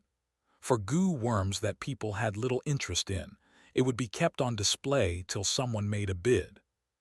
Rank 2 goo worms would be displayed for a day, and rank 3 ones for 2 days. At first glance, this practice looked odd, but when put in practice, this was the most suitable way of doing business. At the reception desk. What? The liquor worm has been bought by someone else. Gu Yue Yaojai immediately frowned upon seeing the results. She had put a high price and was confident in obtaining the liquor worm, but to think she had actually miscalculated. HMPH, who is it to be so bad as to snatch my dear liquor worm? The young girl angrily asked. Yaola, Gu Yue Yaojai reminded her granddaughter. The young girl pouted and obediently shut her mouth. The sales clerk behind the counter was a rank 2 female goo master. She slightly bowed and answered the young girl, I am sorry, we can't divulge our customers' information. Each business has special rules, please forgive me. It was this confidentiality that dispelled many customers' apprehensions and allowed them to freely take part in the bid. Sometimes people would have some things they clearly wanted, but they would yield to others because of feelings and courtesy. After all, They would frequently see each other in the clan. But such a method of doing transactions secretly allowed one to go around the problem of sentiments. Why would such a good thing need to go to you? Because you are my senior, relative, or friend. Never underestimate the dark side in everyone. Such secret transactions allowed this dark side to come out. Gu Yue Yao Jai ruminated for a while and said, I know the rules. You don't need to worry, little girl. I won't ask the name of that person who bought the liquor worm. I only want to know what the final price was. The female Gu master bowed again. I am really sorry, the price is also confidential. But please don't worry, the final price was definitely the highest among all the bids. Jia family's business has always centered around honesty. HMPH, little girl, do you know who I am? Gu Yue Yaojai's face sank and coldly snorted. What is going on? At this moment, a rank 3 middle-aged Gu master hurried over. This treehouse was constantly being monitored. They would naturally know if anything occurred. Lord Supervisor, the female Gu master immediately greeted this middle-aged man. The man waved his hand at the girl. You can leave now, I will handle it here. He turned towards Gu Yue Yaojai and smiled. So it was Lord Yaojai. She should be your granddaughter, right? She looks smart and sweet. Gu Yue Yaojai's expression softened upon seeing that this man was also a rank 3 Gu master, but she still asked to know the final price. The male supervisor felt that the situation was rather tricky. He was an elder at the caravan and also a trusted aide of Jia Fu. After doing business for many years, he had a deep understanding of the Gu Yue village's situation and knew the influence this old woman had. To them, even if they offended Gu Yue Kai Lion or Gu Yue Mo Chen, they wouldn't want to offend Gu Yue Yao Jai. The latter's influence was second only to clan leader Gu Yue Bo. The male supervisor pondered and said, How about this, since Lord Yao Jai wants to purchase the liquor worm, I could call the shots and secretly transfer one over. To be honest, the warehouse has 3 liquor worms and Lord Jia Fu personally decides where to sell them. You should know how precious the liquor worm is. As for the price, let's decide your bidding price as it.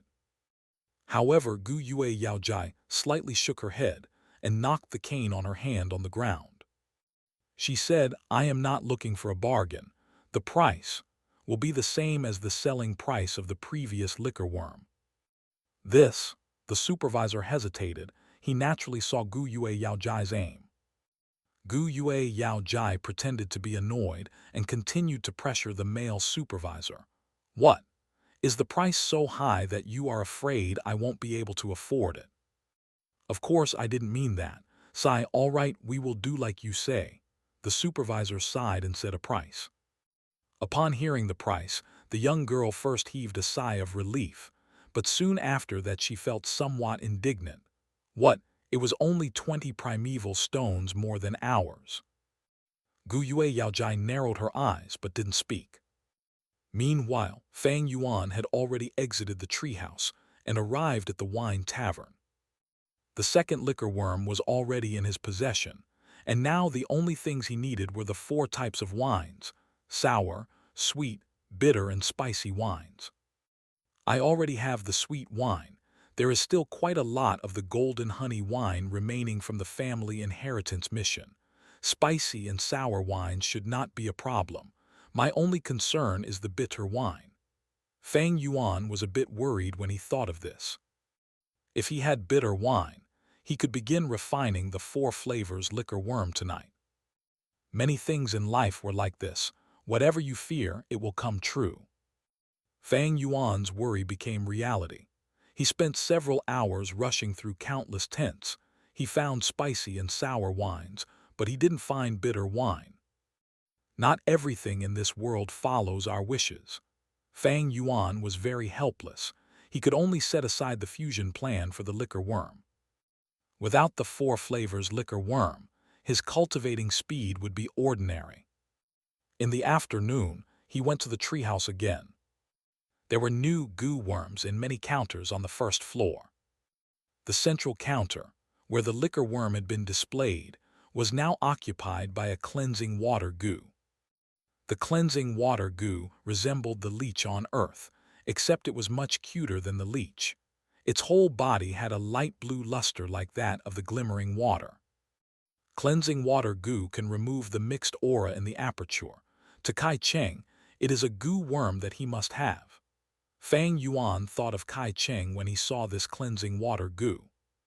He knew Kai Cheng only had a C-grade aptitude and had forcefully raised his cultivation with the help of his grandfather Gu Yue Kai Lion's primeval essence. Thus, Kai Lion's aura was mixed inside Kai Cheng's aperture. If Kai Cheng didn't clean it off, then his future prospects would be jeopardized. Kai Lion will definitely buy this goo worm for Kai Cheng. Let me think. His quote should be between 630 to 640. This price was much more than the liquor worm's market value. The main reason was that Kai Cheng especially required this goo worm.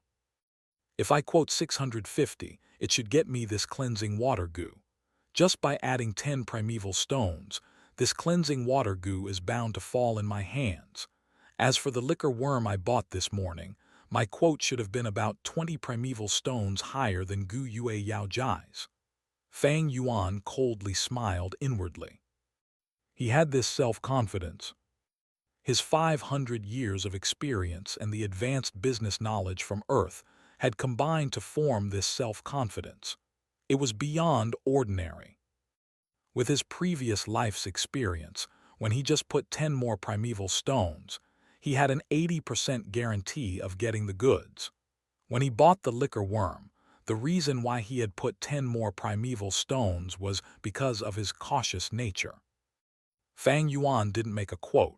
He didn't need the cleansing water goo. And if he obtained it, then it would be investigated by Kai Lion. Of course, the main reason Fang Yuan did not bid was because he needed to hold onto the remaining money to see if there were any good goo worms in the coming days. I lack 2 types of goo worms, a scouting type and a movement type.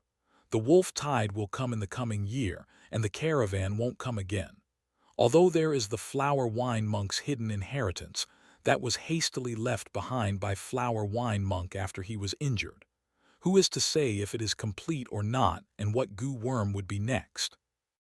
In his memories, the wolf tide next year will be very dangerous. Fang Yuan didn't want to be powerless just because he lacked goo worms, being injured or even perishing in the wolf tide. It would be a disaster for the current him if he were to be surrounded by wolf packs. Before that happens, he needed to make sufficient preparations. Both his cultivation and goo worms shouldn't be lacking. After this, he repeatedly went to the treehouse for 3 days. On the 3rd day, in the first floor of the treehouse, he discovered something to be happy about: a black boar goo. Black and white boar goo were goo worms that could increase the fundamental strength of goo masters. Fang Yuan had already used the white boar goo and received a power equal to that of a boar. If he used another white boar goo again, he wouldn't receive any increase in strength. But the black boar goo was different. Its ability could overlay with the white boar goos. Hence, at noon, there was 1 more goo worm in his possession. After that, there was nothing. Some scouting and movement-type goo worms appeared on the counters, but they couldn't satisfy Fang Yuan. These goo worms were displayed on ordinary counters, and the price wasn't good, so there weren't many who would purchase them. Fang Yuan heard the caravan would be staying for 8 days, so he patiently waited without becoming anxious. It was the 7th day. In the 2nd floor of the treehouse, Fang Yuan discovered a red steel relic goo. It could instantly raise a rank 2 goo master's primeval essence by a small realm. Its price was marked at 3,000 primeval stones, attracting many rank 2 goo masters to bid over it, dropping papers in the counters. It was a very lively scene.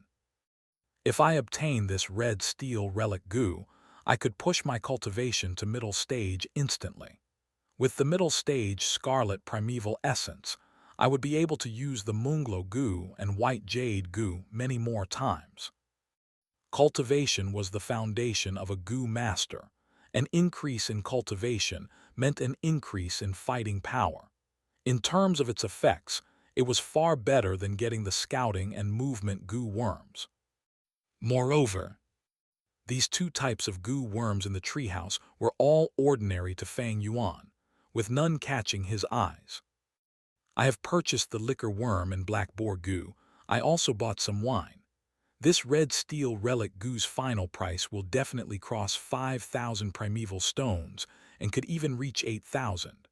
After all, everyone knows about the wolf tide, so raising one's cultivation by a small realm will be a lot of help. My primeval stones won't be enough if I want to get this relic goo. Fang Yuan instantly realized that an obstacle had appeared in front of him. Even though he inherited his parents' assets, to Fang Yuan, the time he had to accumulate wealth was still too little. Activating the vitality leaf, he could not do it daily as it consumed a lot of time. Every time he grew out 9 vitality leaves, half a day would be expended. Fang Yuan considered for a moment. The sale time of this red steel relic goo is only 1 day. In such a short time, to come up with these large amount of primeval stones, the only way was to mortgage his wine tavern or the bamboo buildings. This was nothing to feel pity over. A year later, it would be the wolf tide. Under the wolves' attack, Gu Yue village would desperately hold on several times, and during the most severe attack, even the front gate was broken through. The clan leader and the clan elders restrained the lightning crown head wolf, and Gu Yue Qing Shu sacrificed his own life to block the gate and stabilize the situation. The wolf tide caused Qingmao Mountain's 3 clans to suffer a great reduction in clan members. Although not as much as 90% was gone, but at least half the population was wiped out. By then, there would be more property than people. What talk would there be about renting out the bamboo building? The wine tavern was facing the eastern gates. Who would dare to drink there? Even if they wanted to drink, the tavern would have gotten used by the clan and turned into a defensive tower. Right now, the clan and many people were underestimating the severity of the wolf tide. At this point, if he could get rid of the tavern and bamboo buildings, he would be able to sell it at the best price. Money and fortune are just material goods, only one's cultivation is the root, but selling it to the clan is too cheap. If I sell it to an individual, the price would be higher. But who would have the financial ability right now to buy my bamboo building and tavern?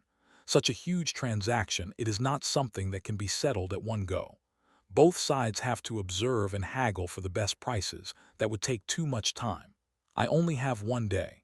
Wait, maybe someone can. Fang Yuan's inspiration struck as he thought of someone. This person was none other than his uncle Gu Yue, Dong Tu. Uncle and aunt were both cunning and miserly. These decades of operating the tavern, bamboo buildings, and selling the vitality leaves, they must have a huge stash of primeval stones. Moreover, these assets were originally operated by them. All in all, it can save a lot of observation time. The most important part was, they desperately needed this family asset to continue operating. No matter how much assets they had, without any income, this was like a river without a source. Their primeval stones would get lesser and lesser. Anyone would also be anxious over it. It could be said, uncle and aunt were the best transaction targets. Thinking of this, Fang Yuan hesitated no longer, leaving the treehouse and walking towards Gu Yue Dongtu's estate. The one who opened the door was Shen Kui, his former servant. "Ah, it's you." Seeing Fang Yuan, she was very shocked.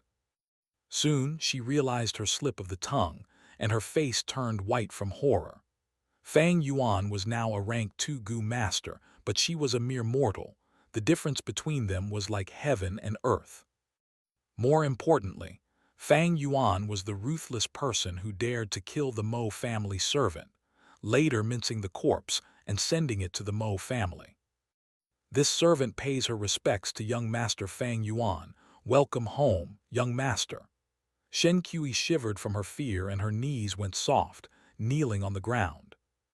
"Home?" Fang Yuan took a step into the courtyard. Seeing the familiar settings, his face showed a hint of mockery. There was no sense of belonging or attachment.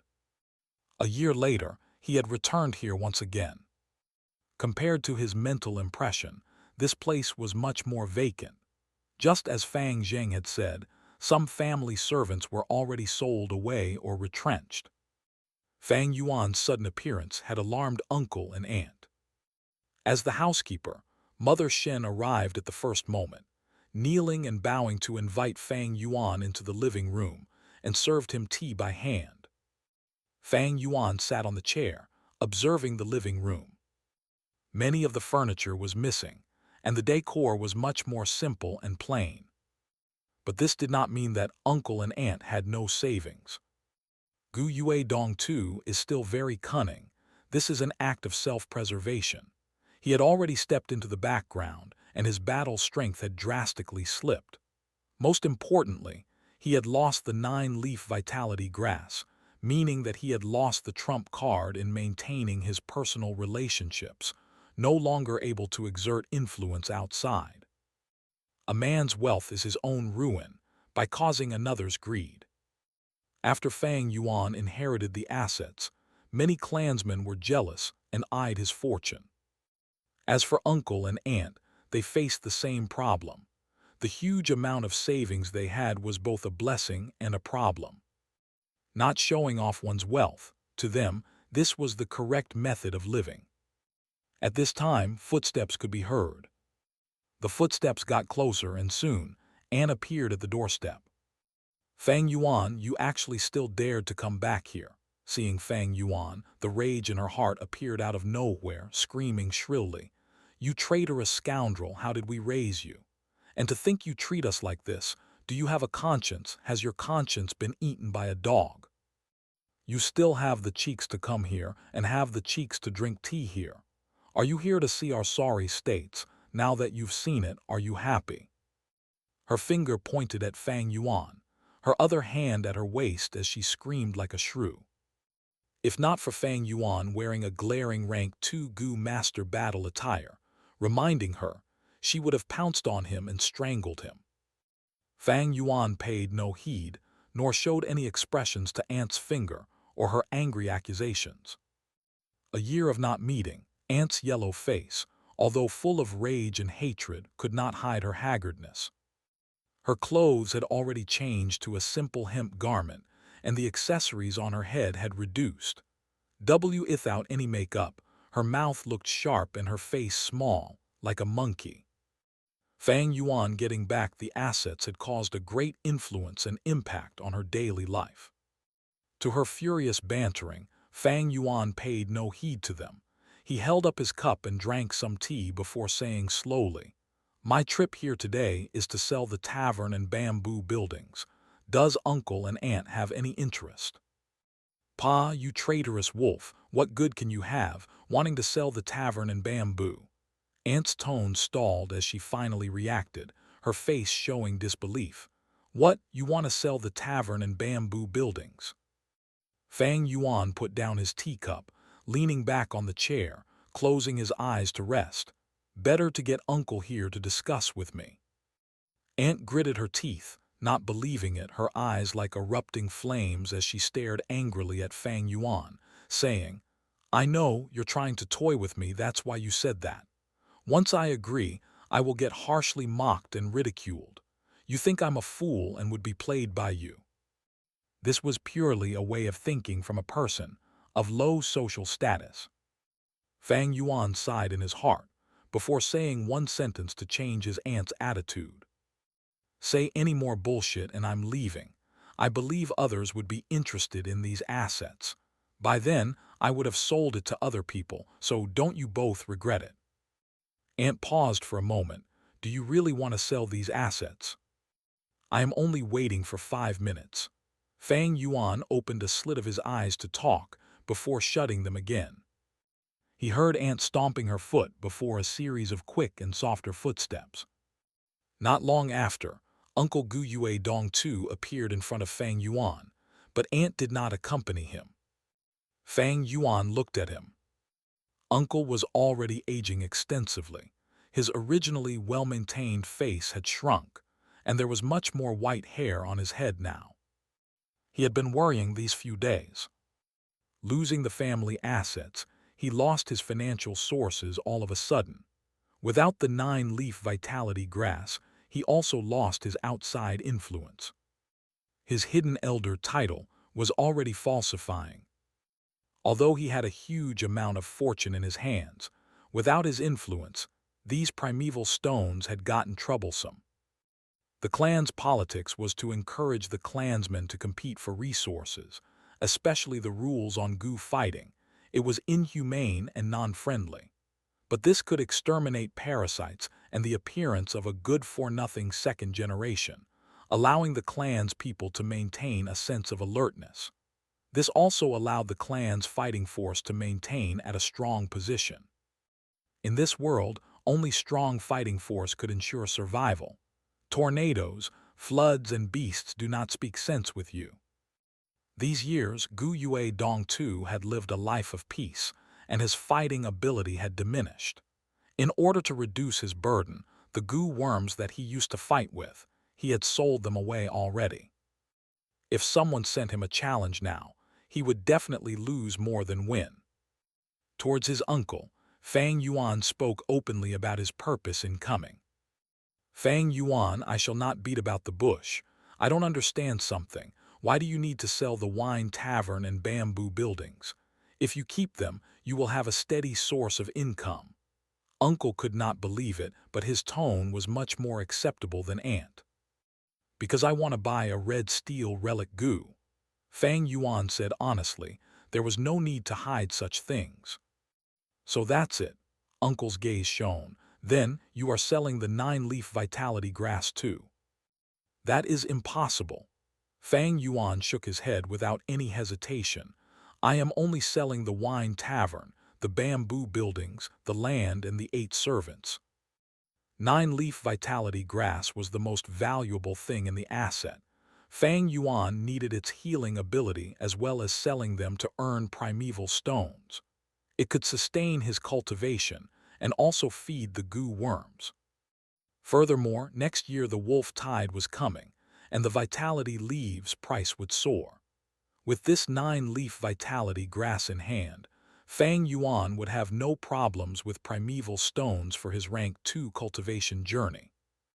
But if Uncle obtains the 9-leaf vitality grass, his hidden elder influence would instantly recover. Fang Yuan did not want to see this happen. Seeing Fang Yuan's determined attitude, Gu Yue Dong Tu's heart was very disappointed. At the same time, he felt helpless. The two had a secret talk for 2 hours. Then they signed an extremely secure transfer agreement. Gu Yue Dong Tu regained the tavern, bamboo buildings, family servants, and land, while Fang Yuan led 3 family servants who were holding a box full of primeval stones each, towards the treehouse. They each got what they wanted. Hearing the news, Aunt rushed over. Seeing Gu Yue Dong Tu's contracts and deeds in his hands, she stared with round eyes and showed overwhelming joy. Hubby, that lad got stupid from cultivating. He actually sold away such a profitable business. So stupid, wanting the eggs and not keeping the hen that lays eggs. Will you die if you stop talking? Shut up. Gu Yue Dong Tu sounded very irritated. Husband, Aunt pouted, I'm just happy about it. Do not get complacent. With this tavern and the bamboo buildings, we have to be even more cautious now and keep a low profile. A huge tree attracts the wind. Although Fang Zheng is our adopted son, we cannot misuse this relationship. After all, Fang Zheng has not fully developed himself yet. Who knows what the future entails? Gu Yue Dong Tu sighed deeply. Got it, husband. Aunt listened while staring at the stack of deeds, laughing uncontrollably. Gu Yue Dong Tu's face was solemn throughout. The transaction went well, and he now had income. The primeval stones he spent would be replenished with 2 or 3 years of operation, but he was not happy at all. His mind was full of Fang Yuan's silhouette. For a relic Gu, Fang Yuan unhesitantly sold the assets. This was akin to giving up the comfortable life ahead. Gu Yue Dong too placed himself in Fang Yuan's shoes and thought, would I be able to do this? I can't. Even if he did not like Fang Yuan, filled with hatred and disgust, at this moment he could not help but exclaim in his heart, able to give up and abandon his future comforts just like that, what great resolve he has. The competition is really fierce. Who knows who the final winner will be? I have been standing here for just 15 minutes and have already seen over 10 Gu masters putting quotes in the counter. Ah, this is a game for the rich. People like us don't even qualify to compete. In the second floor of the treehouse, Gu masters were surrounding the central counter, discussing and sighing. As night approached, the competition for the red steel relic Gu had reached its peak. Many rank 2 Gu masters who were observing in the dark started putting their quotes in this final hour. Some Gu masters even made several bids. The final winner for this struggle should be either Mo Yan or Kai Shan, someone guessed. That's possible. Mo Yan and Kai Shan are both at rank 2 upper stage. With this relic Gu, they can advance to peak stage and be at the same level as Qing Shu. In recent years, Gu Yue Qing Shu has been hanging over their heads. I don't believe these two don't have any thoughts about it. We can't say for sure. It is not only us rank 2 Gu masters, there are even some rank 3 elders who have made bids. Just this morning, someone saw Lord Yao Jai casting her bid. Right, I also heard that. Lord Yao Jai's granddaughter Gu Yue Yao Lu is taking part in the coming awakening ceremony. Lord Yao Jai should be preparing ahead and paving the way for her granddaughter. Ah, how good would it be if I had such a doting senior? Fang Yuan was among the crowd, his gaze tranquil as he listened to the discussions. No one had mentioned his name. In the people's eyes, Fang Yuan was only a lucky kid who had just inherited the family assets. In their minds, Fang Yuan was still not at the level of people like Kai Shan, Mo Yan, and Qing Shu. Great, the less attention on me, the more smoothly can I get this red steel relic Gu. But with these repeated purchases, I should have attracted his attention. Fang Yuan was 99% sure of getting this relic Gu. He began to think of another problem. If the following events develop according to his expectations, then there would be a perfect ending to his several days of effort. It was time. The leaves and branches on the counter suddenly grew and wrapped firmly around the relic Gu. The green leaves blocked the people's sight, and when these leaves again unfolded, the red steel relic Gu was not there anymore and was replaced by a revert Gu. The revert Gu looked like a flat, oval, palm-sized stone. Its surface was slightly bulging and smooth, forming an eye pattern. The base of the stone was flat and felt rough to the touch. The stone was black, whereas the eye's pattern was covered with white lines. About every 2 seconds, the eye would blink once, and the white lines that portrayed the eyeball would swivel, giving the feeling that this stone was rolling its eyes. Revert Gu had a special function. It decomposed rank 2 Gu worm to rank 1. For example, if the revert Gu was used on Fang Yuan's white jade Gu, the white jade Gu would again change back to white boar Gu and jade skin Gu. This process was called reverse refining. Fang Yuan glanced at it and immediately lost his interest. He didn't need the revert Gu. The surrounding Gu masters began arguing. Revert Gu couldn't become everyone's focal point like the red steel relic Gu. Everyone was very curious on who the red steel relic Gu went to. Some people looked for the floor's caravan Gu master, and some people waited at the main desk. The crowd slowly thinned out, but Fang Yuan didn't move away. "Young Master Fang Yuan, please come to the 3rd floor. Our Lord Jia Fu would like to have a chat with you." A voice suddenly entered Fang Yuan's ears. Fang Yuan wasn't surprised.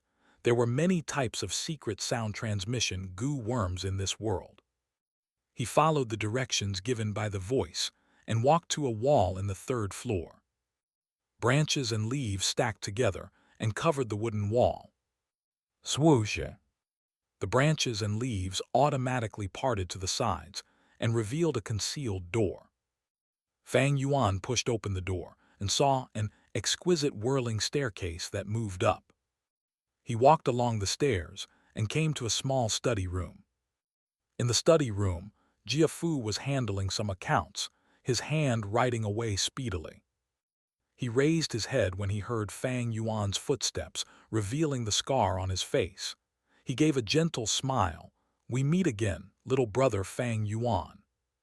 Respects to Lord Jia Fu. Fang Yuan clasped his hands and saluted. "Come sit here." Jia Fu pointed at a nearest desk. After Fang Yuan sat, his left hand pushed a bamboo paper on the desk towards Fang Yuan. Fang Yuan took a glance and immediately recognized that this bamboo paper held all his quotes that he had made in the recent days. Under every quote was his signature. He was inwardly happy. It had gone according to his expectations. But on the surface, he wore a doubtful expression as he asked, "I am not sure what Lord Jia Fu wants to show me." Jia Fu's smile slightly decreased, his eyes flashing as he looked at Fang Yuan. "These are your quotes you made along with the quote you gave for the red steel relic goo. I will be honest, I am amazed at your business talent. Do you know, every one of your bids was very close to the final sale price. Although you only succeeded in buying a black boar goo, a liquor worm and the red steel relic goo, your quotes for other goo worms only lacked by 10 or so primeval stones. Brother, do you have any interest in working for me?" Jia Fu tried to recruit Fang Yuan. "Here it comes." Fang Yuan laughed inwardly. He had repeatedly made bids these days and had intentionally lost on most of them, his bids differing from the final price by only 10 or so primeval stones. He had only successfully won black boar goo, liquor worm and red steel relic goo. And just like he wished, Jia Fu was interested in the business talent he showed and took the initiative to recruit him. However, in fact, if Fang Yuan wished so, he had almost full guarantee of being able to purchase all the goo worms. This, Fang Yuan hesitated, then shook his head. "I am greatly honored to receive Lord Jia Fu's kindness, but I don't want to leave the clan." "Oh, so it's like that." Jia Fu's gaze flashed. "Brother might have some misunderstandings towards me.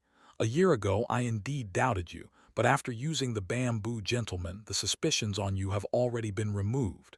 Jia Jin Sheng was my brother. I hope you understand what my mood was like then. There is another piece of good news.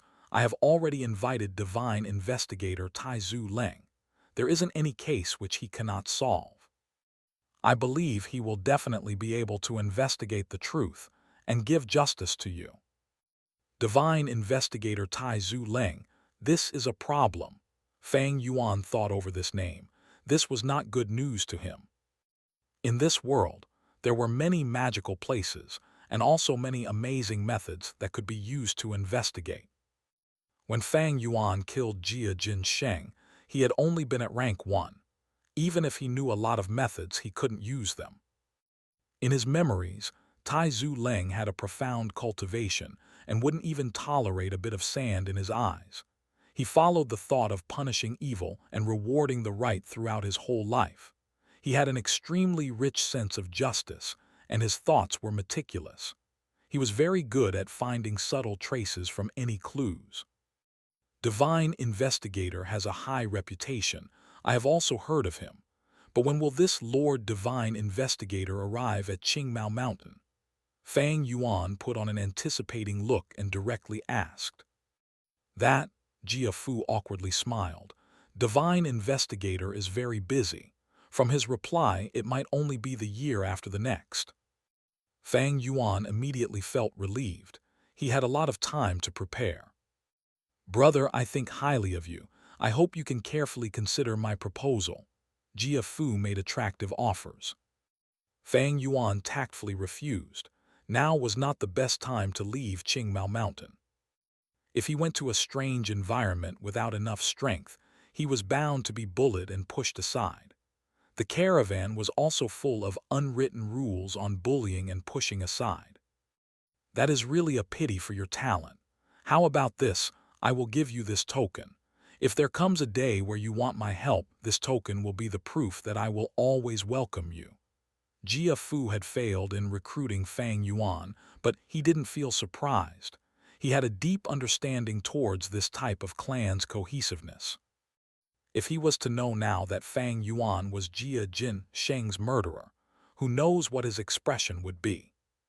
Fang Yuan apologized in shame as he received the token handed by Jia Fu along with the red steel relic Gu. He kept the two items close to him and backtracked his way out. A young female Gu master was caressing the leaves on the wall when suddenly she cried out in shock. The branches and leaves suddenly parted and revealed a door. The door was pushed open from inside, and Fang Yuan walked out expressionlessly. You. The young girl widened her eyes and blankly looked at Fang Yuan brushing past her. Among the surrounding Gu masters who saw this scene, some were familiar with this, some gave a knowing smile and some threw amazed looks. Fang Yuan paid no heed to these gazes and walked down to the second floor. Some Gu masters were still waiting there, excitedly discussing who the red steel relic Gu went to. Some people brazenly made guesses, whereas some people gave some little news. Mo Yen had a mysterious smile when she walked out of the treehouse. Kai Shan's face was ashen, and so on. And to top it all, some people pledged that so-and-so had bought the relic Gu, even making an oath. Fang Yuan went past this bored group of people. No one knew that at this moment, the red steel relic Gu was so close to them. When Fang Yuan walked out of the treehouse, he bumped into Kai Shan. His face indeed looked unsightly, and at his side, Kai Cheng was asking about the whereabouts of the red steel relic Gu. After seeing Fang Yuan, Kai Cheng snorted and turned his head, intentionally not looking at him. Kai Shan silently nodded his head towards Fang Yuan as a greeting. Fang Yuan also nodded his head as a reply, his face carrying a wisp of smile. The last of the sunshine shone on this young boy's face. He was indeed happy.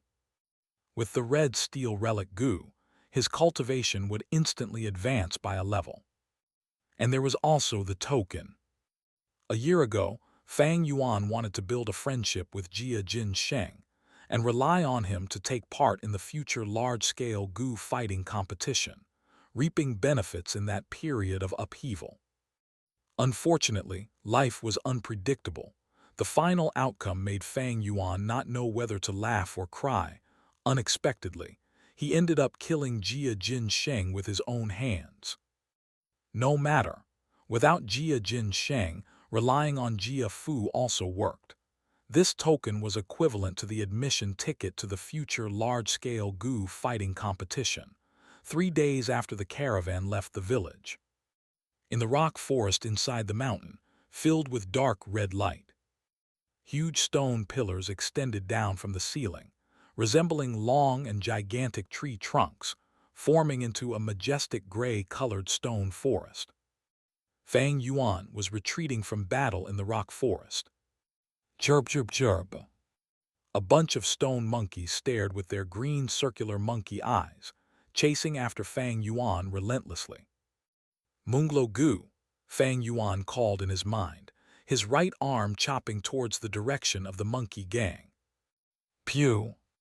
An eerie blue moonblade as large as a face formed into a crescent and pierced through the air, cutting into the monkey gang. A jade-eye stone monkey was jumping in the air. With no foothold to escape on, it was hit directly by the moonblade.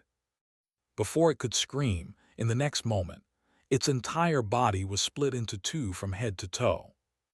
It had lost all its remaining life force and was enveloped in a deep aura of death. In a split second, its lively eyes became a pair of jade pearls. As its body descended, it turned into a rock statue. Bam! With a crisp sound, the statue fell onto the ground, smashing into pieces. The moonblade only dimmed a little, and after killing this stone monkey, its force remained as it rushed for the monkeys behind. Kachegu. After a few cries, 5 or 6 stone monkeys were killed on the spot. Chirp, chirp, chirp. Their companions, death fueled the monkey gang's rage as they screamed furiously, their influence doubling, imposingly leaping at Fang Yuan. Fang Yuan was unfazed by the danger, his heart remaining as calm as ice. He fought and retreated appropriately. As the stone monkeys neared, he attacked with the moonblade. The moonlight goo in the past, even with the boost from little light goo, each moonblade could only kill 1 or 2 monkeys. But now, with one attack the moonglow goo could kill 5 or 6 stone monkeys. But there were positive and negative impacts. The moonglow goo to the current Fang Yuan had a huge cost. Each moonblade used 10% of his red steel primeval essence. Fang Yuan only had 44% primeval C in his aperture. This meant that he could only use 4 moonblades in one go. If I can successfully fuse the 4 flavors liquor worm and refine my primeval essence, I would be able to shoot 8 moonblades. What a pity!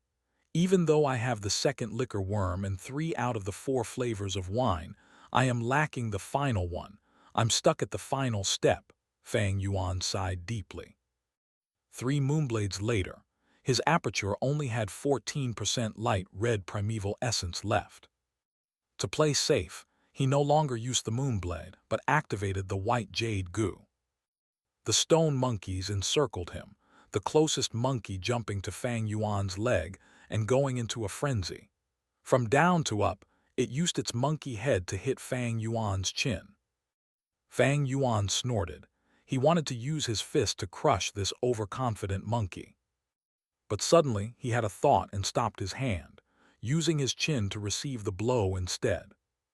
A moment before the point of impact, his chin shone with white jade cold light. A loud bam sound resounded. The force of the attack caused Fang Yuan's head to tilt back. But that monkey laid on the ground, hugging its head and rolling around the ground screaming in agony. Without the white jade goo, Fang Yuan's chin would have been smashed. But now, Fang Yuan only felt slightly dizziness with no injuries. But even with the white jade goo's defense, he still had to withstand the impact of the attack. Fang Yuan took a few steps back before recovering and seeing the scenery clearly before his eyes again. He had intentionally withstood the monkey's headbutt earlier. It was to have this body get used to such attacks and get used to the slight dizziness. This way, in the future when he falls into a life-and-death crisis, encountering such an attack, he would be able to recover much more quickly and fight for a survival chance. Fang Yuan was always ruthless with his methods. This ruthlessness was not only towards enemies, but also himself. He came here to kill stone monkeys almost every 3 days. His motive was not just the flower wine monk's strength inheritance, but also another motive, to utilize the stone monkeys to train his own fighting ability. A goo masters physical stats, physical combat proficiency, aperture primeval essence, battle experience, and every goo worm. They were all elements that affected the overall battle strength. Only by gathering all these elements tightly together can one exert the greatest fighting strength. The stone monkey group was like a hammer, and Fang Yuan was the ingot that had just came out of the cauldron. With every hit of the hammer, he would become more sturdy, more refined, and more compact. 15 minutes later, this battle ended. On the ground, there were rock fragments all over the ground, and within those were dozens of jade pearls. I killed 41 jade-eyes stone monkeys this time, Fang Yuan counted in his heart, and every time he would collate the battle results. From each battle, he'd reflect upon himself and improve upon what he did not do properly. At the same time, he would feel his own improvement speed. In the earlier battle, the moonglow goo was the most contributing factor. with 3 Moonblades killing at least 17 or 18 stone monkeys. That is about half of the entire battle results. The remaining monkeys were all killed by my close combat. Moonlight Gu's effect on the stone monkeys was not very obvious, but after advancing to Moonglow Gu, it jumped to being Fang Yuan's most powerful attacking method. Not only was its attack power strong, but more crucially, its efficiency was very high. Fang Yuan utilized 3 Moonblades only in the span of a few breaths' time, but when he used his fists and kicks to smash the stone monkeys, that took over 10 minutes. These stone monkeys were very agile and had swift movements. When the stone monkeys were on the ground, there was no point thinking of hitting them physically. With a jump, they could easily leap away and avoid Fang Yuan's attack. The only weakness was that when they jumped in midair, they couldn't change their moving direction. Fang Yuan being able to kill them was due to this weakness. But this was owing to his rich fighting experience. If it was any other rank 2 Gu master, even Kai Shan, Mo Yan or Qing Shu, they would not be able to catch the weakness every time like Fang Yuan. His previous life's memories could allow Fang Yuan to sensitively catch the opportunities in battle and seize them. He could meticulously use every ounce of his strength. Even though he was rank 2, he could already utilize his fighting strength to the limit of his abilities. He was definitely not like Fang Zheng, having the jade skin Gu, but on the arena after being overwhelmed by Fang Yuan's aura, could not even display his supposed strength. Of course, Fang Yuan's cultivation was still very low, and against the monkey group, he could not overwhelm them by brute force. Every time, he had to fight while retreating. Luckily, the monkeys did not have high intelligence. They could not adjust their attack patterns, and even after seeing Fang Yuan crushing them in midair many times, they still leapt towards Fang Yuan while attacking. At the same time, every time they chased Fang Yuan, if it was too far from their homes, their longingness to their homes would overwhelm their anger. Many monkeys gave up on the chase due to this. Gu are the essence of heaven and earth. Humans are the spirit of all living things. Fang Yuan is relying on the intelligence of humans to understand the stone monkey's habits and using the correct fighting methods to get deeper into the rock forest. At this point, he was already near the central area of the rock forest. After many attempts, Fang Yuan finally exterminated the monkey group on this rock pillar. Right now in front of him was the final pillar. It was the largest and thickest rock pillar in this rock forest. The pillar extended downwards from the ceiling, almost touching the ground. It emitted a majestic aura amidst the silence. Fang Yuan counted the number of rock caves on the pillar, getting an estimation of at least 500 stone monkeys. This was the largest monkey group he had encountered up till now. But no matter how many jade-eye stone monkeys there were, to Fang Yuan, it was just a small bit of trouble. At most he'd have to exert more effort and waste a few more trips. What caused his gaze to become serious was the rock cave at the most upper level. The entrance of this cave was larger than any of the surrounding caves, at least twice as large if not more. And below it, the caves were tightly cluttered together, forming and resembling a position where they were worshipping and revering. It seems that there is a monkey king in this rock cave. Fang Yuan frowned. This was where the problem lay.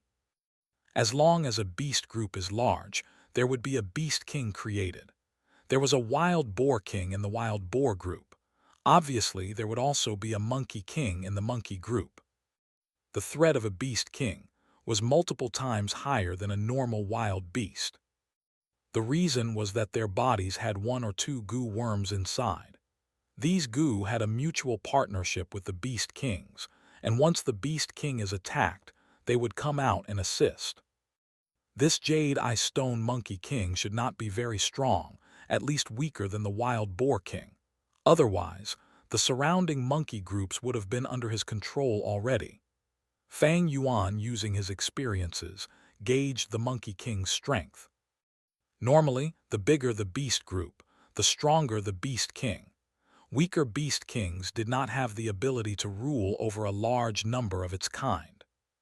According to the beast group's size and classifying of the Beast Kings, from low to high, they could be classified as 100 Beast King, 1,000 Beast King, and Myriad Beast King. The Wild Boar King that Sickly Snake's group hunted was 1,000 Beast King. It ruled over 1,000 wild boars. The Stone Monkey King before Fang Yuan was 100 Beast King.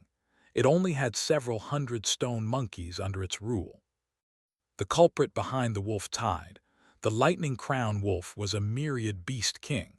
Every single Lightning Crown Wolf ruled over at least 10,000 lightning wolves.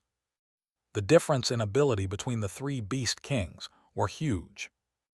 1,000 Beast Kings needed 3 teams to cooperate together to be able to barely kill it. The Sickly Snake group was able to deal with the Wild Boar King, mostly due to it being injured beforehand. A Myriad Beast King required the clan elders and clan leader to work together to be able to go against it head-on. As for 100 Beast King, a regular 5-man group would be able to handle it. But for Fang Yuan, who wanted to deal with this Monkey King, he could not borrow outside strength and could only rely on his own power. Rank 2 Initial Stage Primeval Essence is ineffective here. It seems it is time to use the Red Steel Relic Goo. Fang Yuan eyed the rock cave deeply, then left the second secret room and closed the rock door. If what stands in his way is 1,000 Beast King like the Wild Boar King, Fang Yuan would retreat without thinking. But if it is only 100 Beast King, if Fang Yuan had rank 2 middle stage cultivation, he could give it a shot.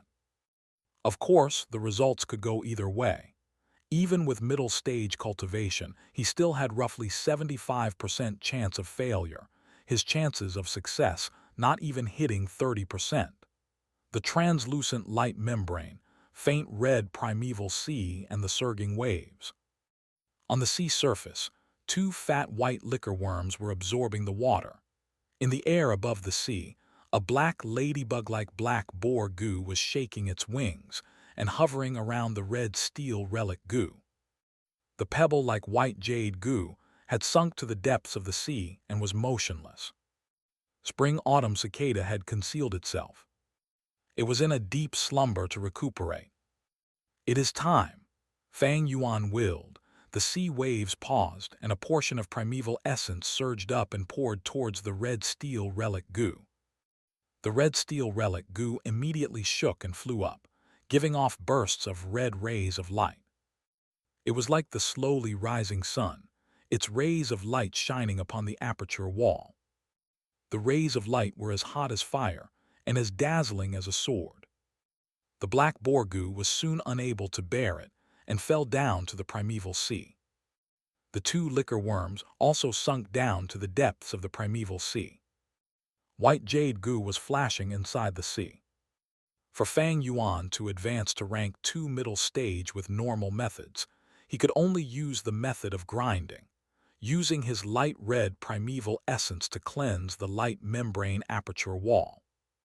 But now, Red Steel Relic Goo gave off majestic red light, which replaced the light red primeval essence and poured directly into the aperture wall, giving astonishing results. Fang Yuan could see the whole light membrane thickening at an astonishing pace. The light on the light membrane condensed into streams of light, gradually changing to a water membrane. The white shimmering rays flowed continuously, becoming clear one moment and dark in the next. Right now, Fang Yuan had advanced to middle stage. However, the relic goo was still bursting with red rays of light. The rays of light filled the whole aperture. It replaced the primeval essence and continuously injected its essence and foundation into Fang Yuan's aperture. The water membrane accepted it all, and the shimmering rays of light on it was like water as it flowed freely. This continued on for about 15 minutes. Red Steel Relic Goo had thoroughly exhausted all its energy. Its body turned transparent and disappeared in the red light. The penetrating red rays of light also suddenly dissipated with its disappearance. The aperture recovered its tranquility once again. However, the water membrane had become much thicker. Using the red steel relic goo had saved Fang Yuan from wasting a lot of time and effort. A thread of scarlet-red primeval essence appeared in the primeval sea. This was the rank 2 middle stage primeval essence. It was more condensed than the light red initial stage primeval essence. It sank to the depths of the primeval sea and lingered around the white jade goo. A red steel relic goo could directly strengthen the foundation of the aperture. To a goo master, this meant advancing by a small realm. This type of goo worm was naturally better if used early. To a goo master, higher cultivation meant stronger fighting force, better survival rate, more mission completions, and also more primeval stones earnings. It had a great influence on every aspect. After reaching the middle stage, Fang Yuan took several primeval stones and started recovering his primeval essence. He stopped only after the 44% primeval sea in his aperture had completely filled with middle stage scarlet primeval essence. Half an hour later, he once again stepped into the stone forest, heading towards the central area. He stepped into the warning zones of the monkey groups. Immediately, furious jade-eye stone monkeys came out of the stone pillars. They screeched and pounced upon Fang Yuan.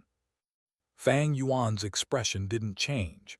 Most of his attention was on that cave at the highest layer of the stone pillar. When encountering a common jade-eye stone monkey, there was no need to be nervous as long as you weren't surrounded by them. The main problem was the stone monkey king. What goo worms resided on it, Fang Yuan didn't know. Fang Yuan slowly retreated while cautiously observing, but the stone monkey king didn't appear. Fang Yuan was baffled. Is there no monkey king in this monkey group? If there was a monkey king, then it would no doubt be the first to come out if someone infringed on its territory. Hold it, maybe it has already come out. Just as he thought of this, the sleeping spring-autumn cicada in his aperture suddenly floated into appearance. Its body was trembling as it gave a weak, startled cry that resonated only within Fang Yuan's mind. The vital goo's warning. This appeared only when the vital goo felt there was an intense threat against the goo master's life. In that split second, Fang Yuan's hair stood up. Without thinking twice, he directly used the white jade goo. A layer of bright white jade light covered his whole body. In the next instant, the stone monkey king, who was 3 times bigger than a normal stone monkey, suddenly appeared on the left side of Fang Yuan and fiercely struck out with its sharp claws at Fang Yuan's left shoulder. Bang! The stone monkey king's attack was blocked by the white jade goo's defense. Its attack failed. In the instant Fang Yuan received this attack, the white jade goo in his aperture suddenly lit up and consumed 5% of the scarlet primeval essence. If it was when Fang Yuan was at the initial stage, 10% of light red primeval essence would have been used up. From this, one could see how sinister and vicious the stone monkey king's sneak attack was. Despite Fang Yuan having a calm character, he couldn't help breaking out in cold sweat at this moment. If it were not for him sharpening himself these days and polishing his condition to a peak combat state, he might have really been hit by the stone monkey king's attack. Had his reaction been just a bit late, his left shoulder would have become crippled and unusable. Fang Yuan would then end up miserable just like Gu Yue Manchi not long ago. There is actually a wild concealing type goo worm residing in this stone monkey king. Fang Yuan hurriedly retreated. He had no way to detect a concealing goo worm and ended up in disadvantage all of a sudden. The stone monkey king seemed to be more cunning than normal stone monkeys. After its attack missed, it again hid itself away. This undoubtedly was a huge mental pressure on Fang Yuan. He used the white jade goo to form a defense around his whole body. Such a method used primeval essence every moment, and it was impossible for him to maintain this defense. Even when he had fought with the stone monkey troops before, he would only use the white jade goo at the crucial moment. If he continued to maintain this state, then his primeval essence would completely dissipate not long after. Over 500 stone monkeys encircled Fang Yuan aggressively. Fang Yuan used his greatest speed to retreat and pull some distance. Some stone monkeys' momentum became weaker, whereas some stomped on the ground and began to head back to their homes. Chirp! Right at this moment, the Jade-Eye Stone Monkey King appeared and commanded in a loud voice. Chirp, chirp! The stone monkey groups immediately responded. Their confusion and hesitation disappeared and again started their chase after Fang Yuan. Over 500 Jade-Eye Stone monkeys were persistently chasing after him, but Fang Yuan didn't panic, his lips revealing a cold smile on the contrary. This accident was already in his expectations. He had chosen the easiest route towards the central area of the stone forest, opening up a passage. In the surroundings of the passage were large numbers of stone monkey groups. Fang Yuan was very familiar with this passage. However, with the low intelligence of these stone monkeys, how could they know? Under the supervision of the Stone Monkey King, they stormed through the stone forest, infringing on other monkey groups' warning zones and resulting in counterattacks from the other monkey groups. The stone forest was in a great chaos. Countless Jade-Eye Stone monkeys stood at their place, starting a massacre to defend their homes. In 10 or more years, the Stone Monkey King might even advance to become a 1,000-beast king and completely unify this stone forest. But now, it was only 100 beast king and didn't have the ability to control so many stone monkeys.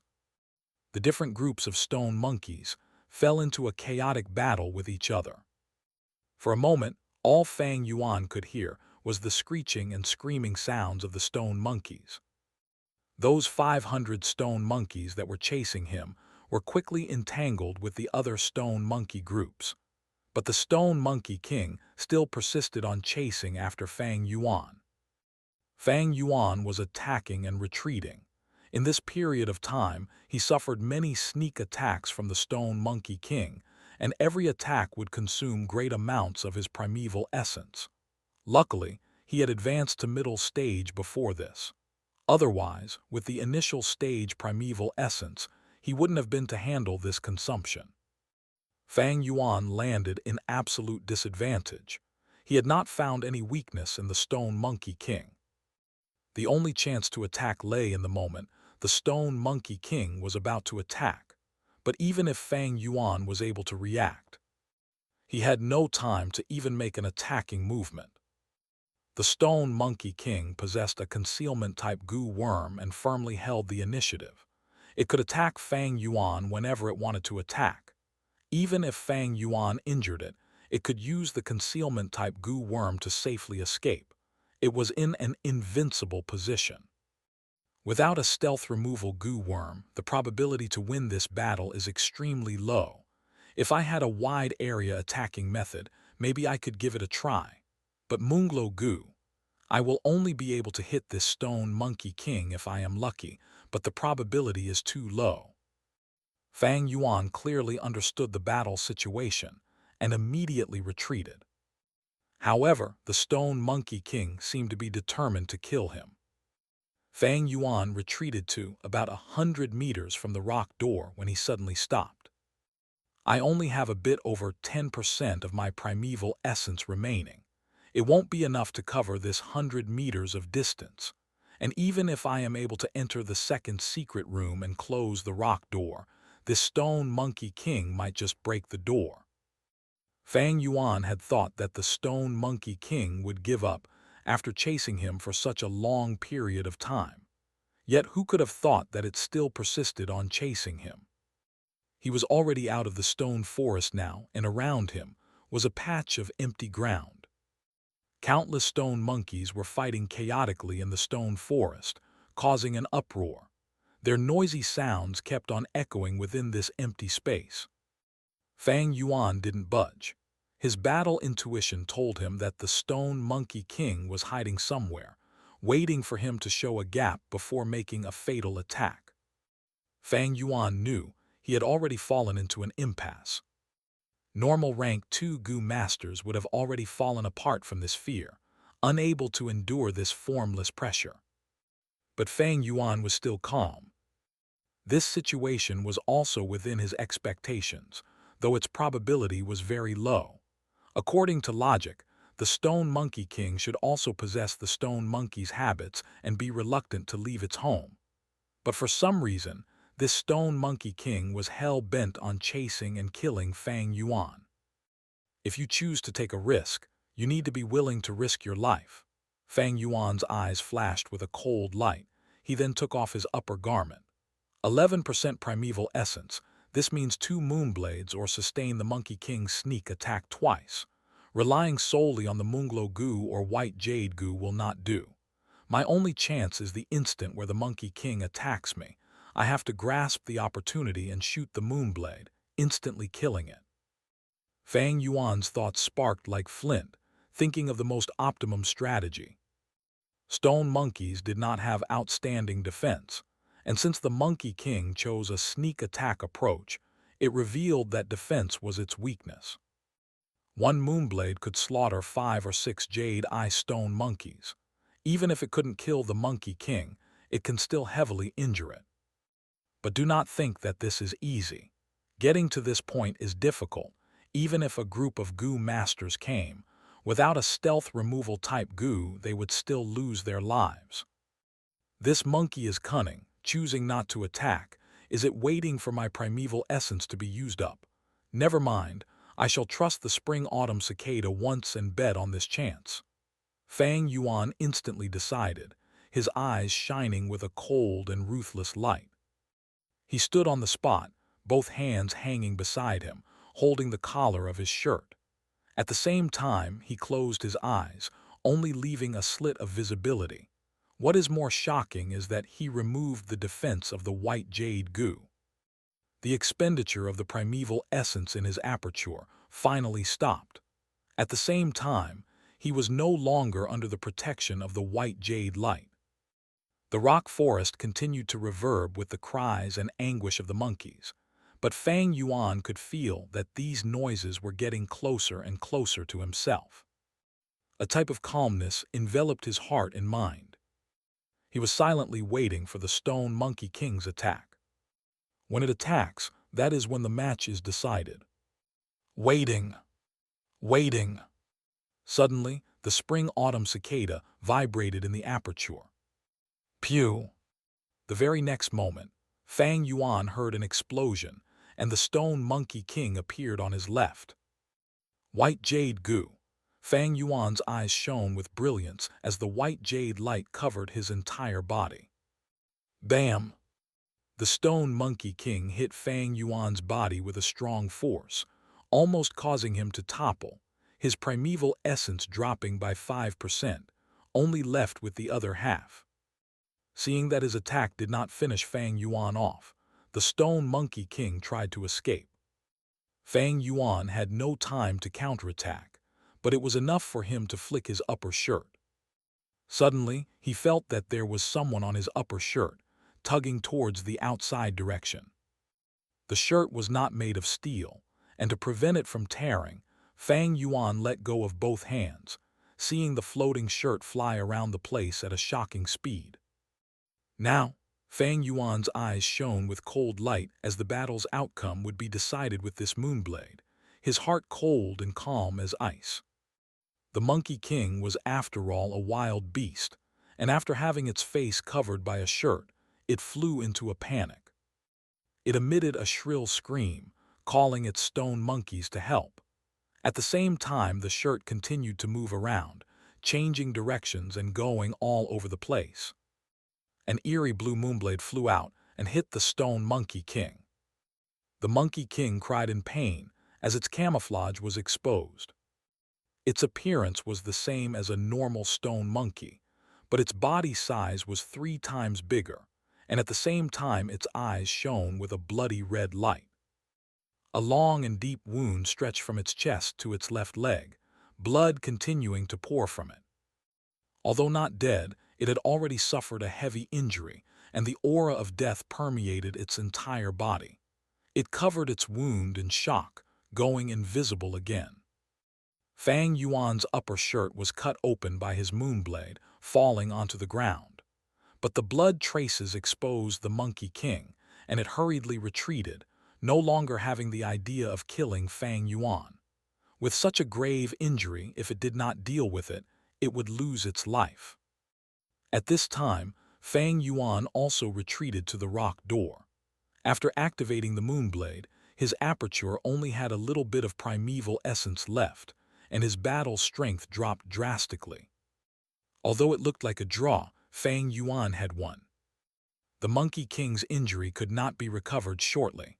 The more blood it lost, the weaker it felt.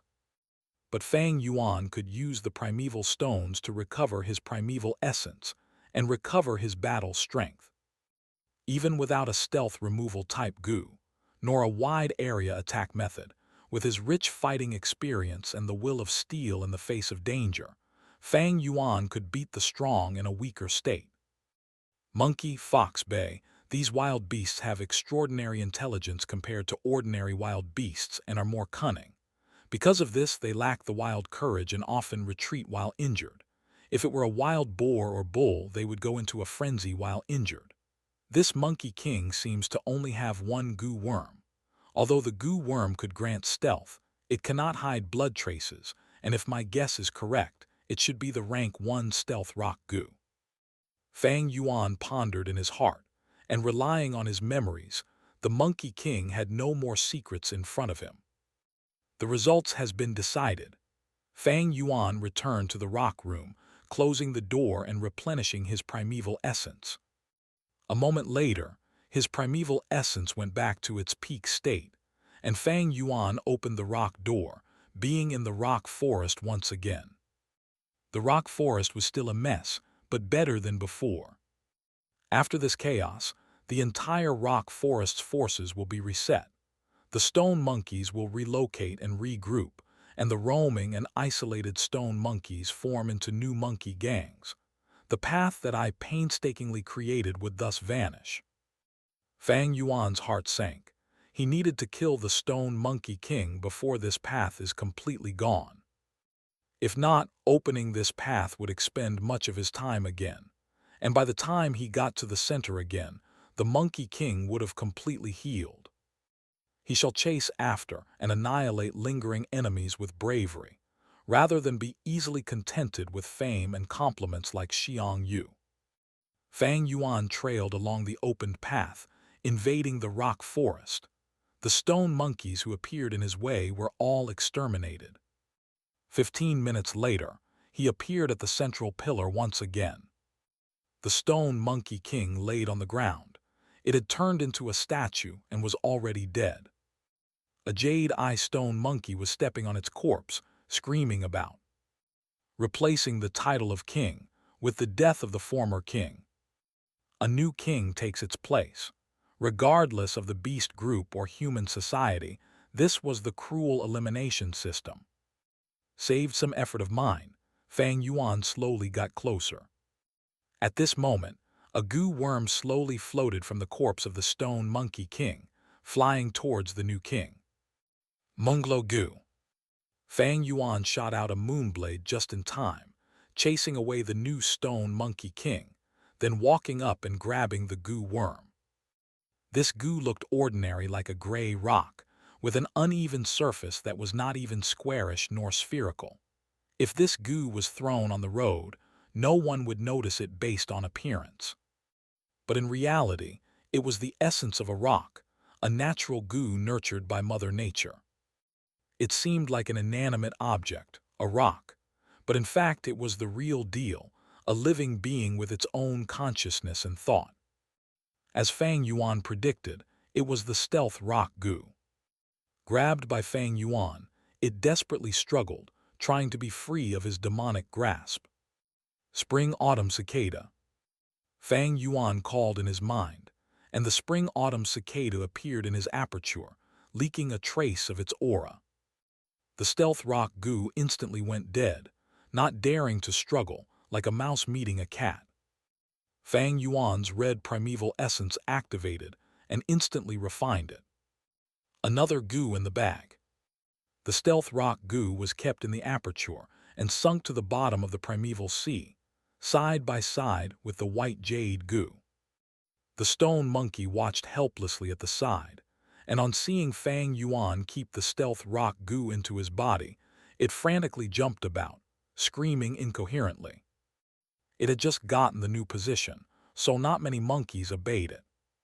With another moonblade, Fang Yuan took a few more monkey lives. Those that gathered around their new king instantly dispersed. The new stone monkey king gnawed its teeth at Fang Yuan. Scram! Fang Yuan stared at it, saying a word with his expression cold as ice.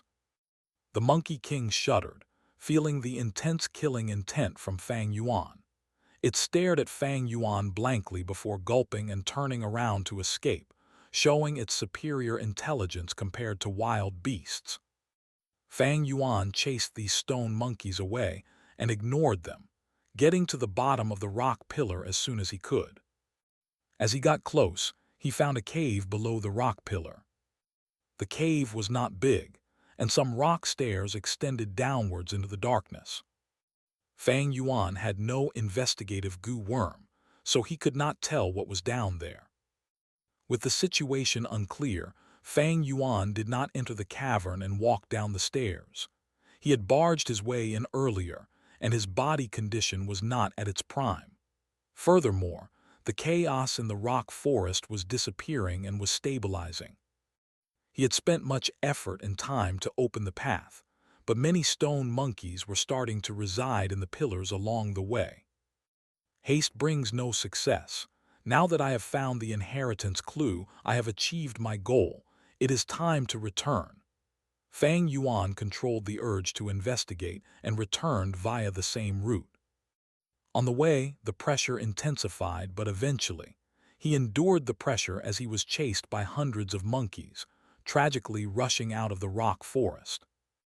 Time passed quickly, and summer replaced spring. Unknowingly, it was the scorching summer again already. Fang Yuan spent every second of his time cultivating diligently. Using the red steel relic goo, he instantly caught up to Fang Zheng's cultivating speed. He did not have a special goo that could hide his middle stage aura. After killing the Monkey King and obtaining the stealth rock goo, a day later, his cultivation level was exposed. The clansmen only knew then that he was the one who obtained the red steel relic goo. It was actually Fang Yuan. At the same time, he intentionally revealed the black boar goo. Fang Yuan sold such a huge amount of assets to get the black boar goo and red steel relic goo. Many people could not understand his thoughts, calling him a fool, dumbass, maniac, and short-sighted, as they became his new nicknames. With a rise in attention, Fang Yuan had to reduce the number of times he ventured into the flower wine monk's inheritance. He continued to nurture his aperture as he steadily moved towards rank 2 upper stage, while collecting the ingredients to fuse the liquor worm as well as the stealth rock goo. At the same time, he used the vitality leaf to earn primeval stones, sustaining his cultivation. July, the start of autumn. At the foot of the mountain near the village, a wild rank 5 goo suddenly appeared, causing a huge tremor at Gu Yue village. A solemn and serious atmosphere filled the conference hall. A group of elders silently sat on their seats. Their faces were either indifferent, gloomy, or serious. Clan head Gu Yue Bo was sitting on the main seat, his gaze also filled with unconcealed worry. 3 days ago, a river-swallowing toad appeared near the village by the foot of the mountain. This toad flowed along with the Huang Long River and accidentally reached here. Right now, it is blocking up a river channel and sleeping there. If we ignore it, the village will constantly be in danger. So I would like to ask the elders if you have any good ideas to drive this toad away." The elders looked at each other. For a moment, no one spoke. River-swallowing toad was a rank 5 goo. It had an enormous might and could spit out a river. If this was not handled properly and it was provoked, over half of the Qing Mao Mountain could be submerged with water and the whole village would be destroyed. After a long silence, Gu Yue Kai Lion spoke. "The situation is grave, and we need to resolve this as quickly as possible. If this news gets leaked, we can't say for sure if those with evil intentions might not secretly go and intentionally provoke this river-swallowing toad to entrap our Gu Yue clan." Elder Kai Lion is right. Gu Yue Mo Chen nodded in agreement.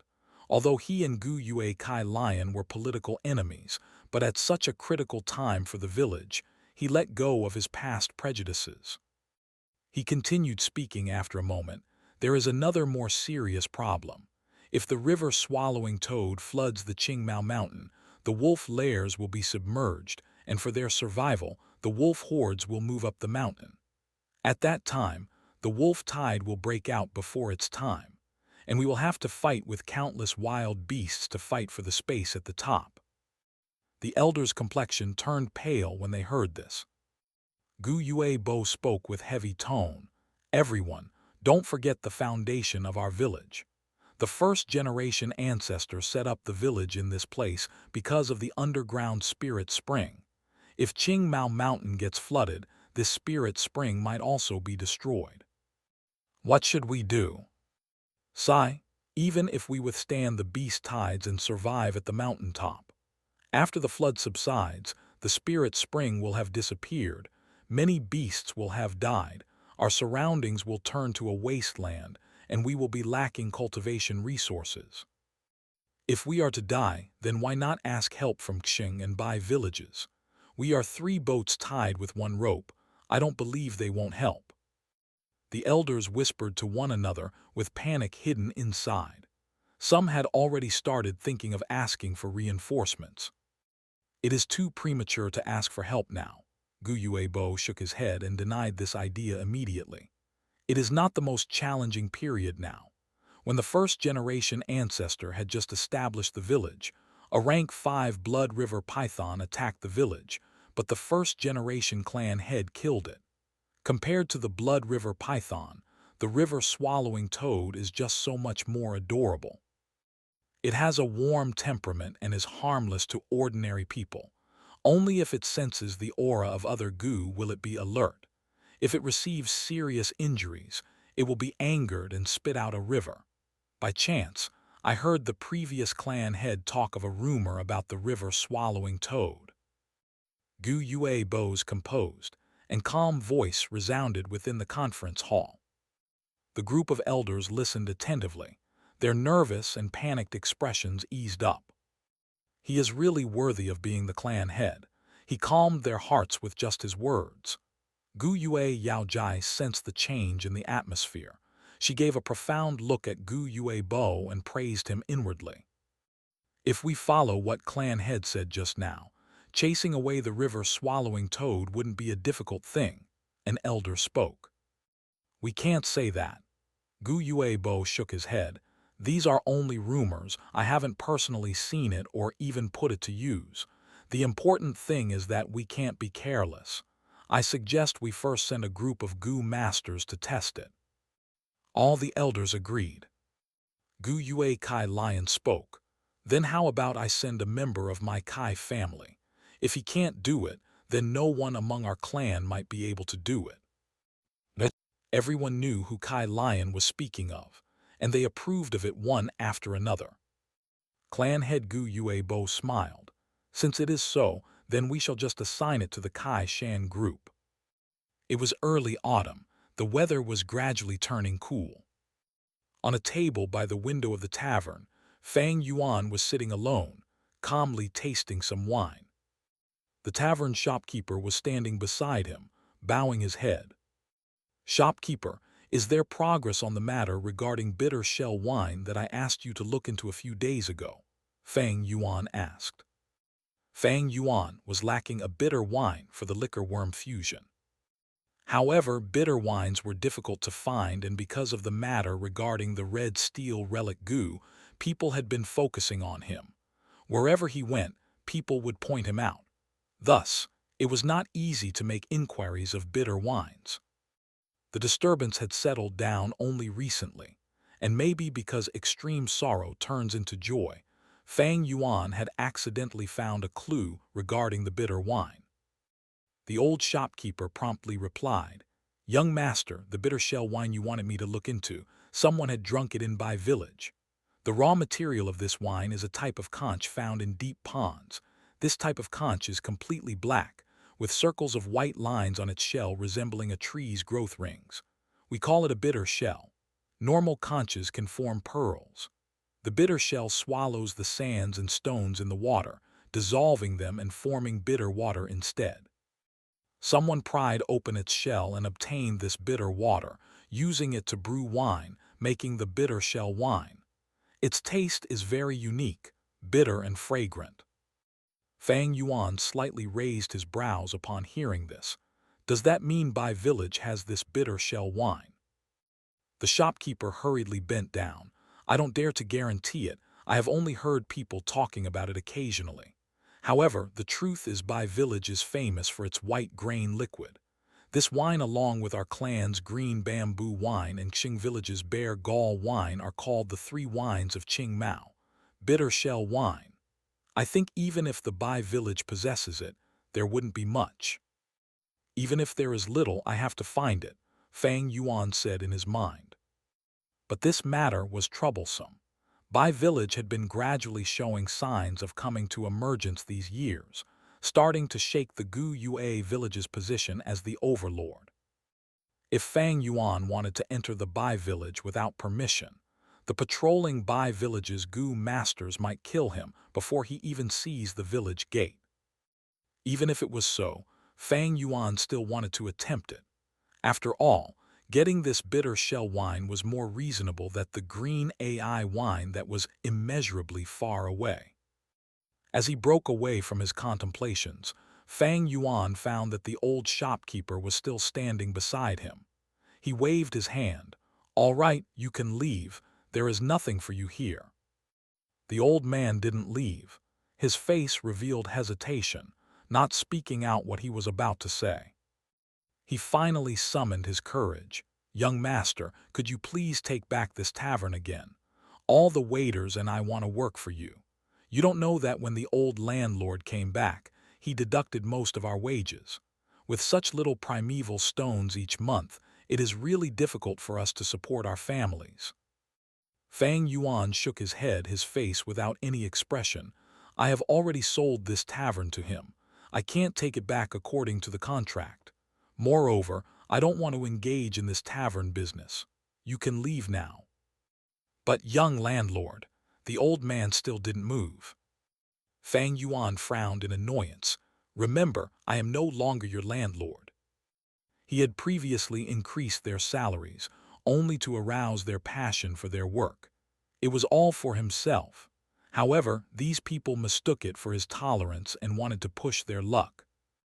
Right now, by selling the vitality leaves, he could only fulfill his own needs. On top of that, he was feeling vexed due to the bitter wine. So why would he take back the tavern for these people?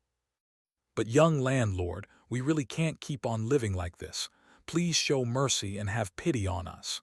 The shopkeeper knelt on the ground and implored.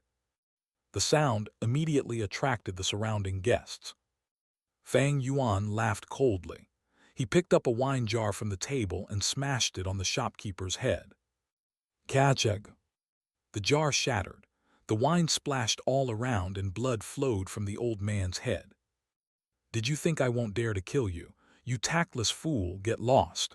Cold light flashed out from Fang Yuan's eyes. The old shopkeeper's whole body trembled from this killing intent. He was startled and hurriedly left. No matter which world, there will always be a group of weak people who will brazenly and indiscreetly ask charity from the strong, as if helping them was the manner of the strong and not helping them was wrong. The weak should have the manners of the weak. They should either resign to their fate and act like slaves or try hard while keeping a low profile. The strong helped the weak only as a charity when they were in a good mood. The weak refused to work hard, shamelessly begging from the strong and even demanding definite results, acting like a leech. They deserve getting rejected. People who were content with being weak, who don't put their own effort and only think of begging from the strong, simply aren't deserving of sympathy. Shopkeeper, quick, bandage the wounds. The waiters hurriedly surrounded the old man, whose face was covered with blood. The old shopkeeper was only a mortal. It wouldn't be a problem even if he was killed on the spot. Such an ending took away the interest of the surrounding guests. They turned back and continued with their discussions. Do you know, something big happened recently? Are you talking about that river-swallowing toad? Right now, who wouldn't know of this? This is a rank 5 goo. If it isn't dealt properly, the village might fall into crisis. It is said that this river-swallowing toad's food is water. When it is hungry, it opens up its large mouth and directly sucks a river in. If it is angered, it can release the water into the Qingmao Mountain. Its power is extremely horrifying. We might die. Then what should we do?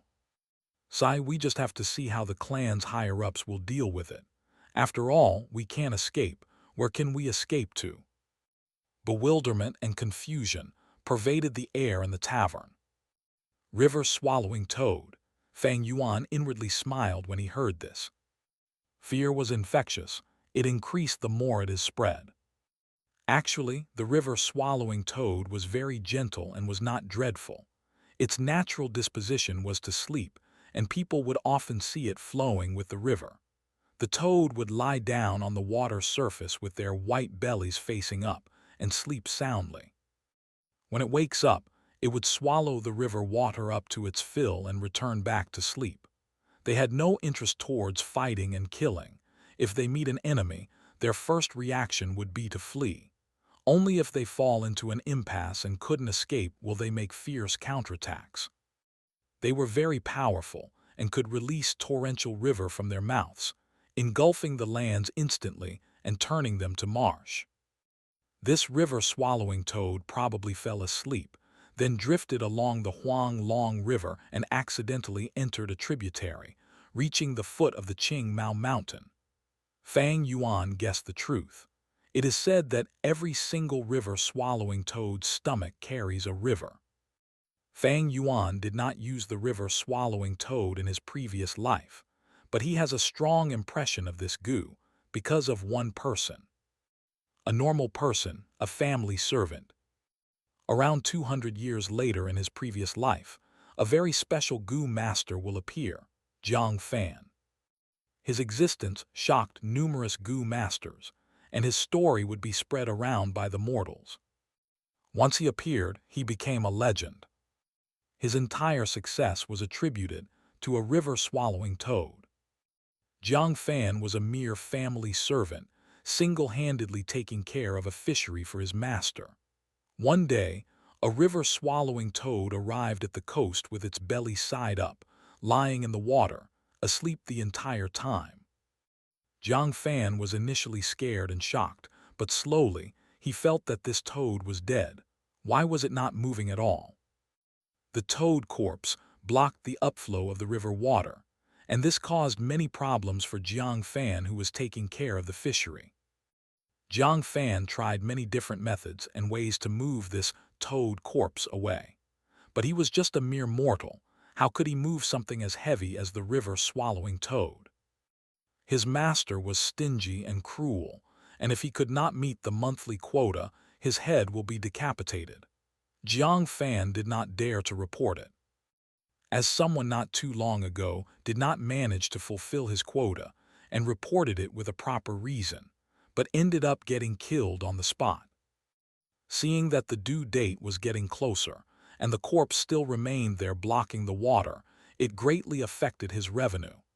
Gradually, Zhang Fan became more frightened, and his temper became more abusive and frustrated. Although he knew that he could not move this corpse away, he would still go to it every day to punch and kick the toad corpse, crying and making a din, letting go of all the fear and anger he had in the face of death. But one day the river-swallowing toad woke up, and with its half-opened eyes stared at Jiang Fan. Jiang Fan's legs went soft from the shock. The river-swallowing toad was half asleep and half awake, but it still laid there like it was a corpse. After some time, Jiang Fan regained his composure. He was not afraid. He was going to die anyway. What is there to be afraid of? He climbed to the top of the river-swallowing toad's belly and lied down face up, staring at the sky. Toad, oh Toad, you are the same as me, with only one last breath left in you. You're about to die too. He did not know about the characteristics of the river-swallowing toad. Looking at its half-dead state, he thought that it was going to die. After saying so, Jiang Fan's face flooded with tears. The river-swallowing toad squinted its eyes, listening to Jiang Fan's words while staring at the sky. For the next few days, he continued to lie on the river-swallowing toad's white and soft belly, crying while talking, complaining about the pain and the repressed feelings of a mortal. Finally, the deadline was here. The person in charge came down from the village to the fishery to collect the fish.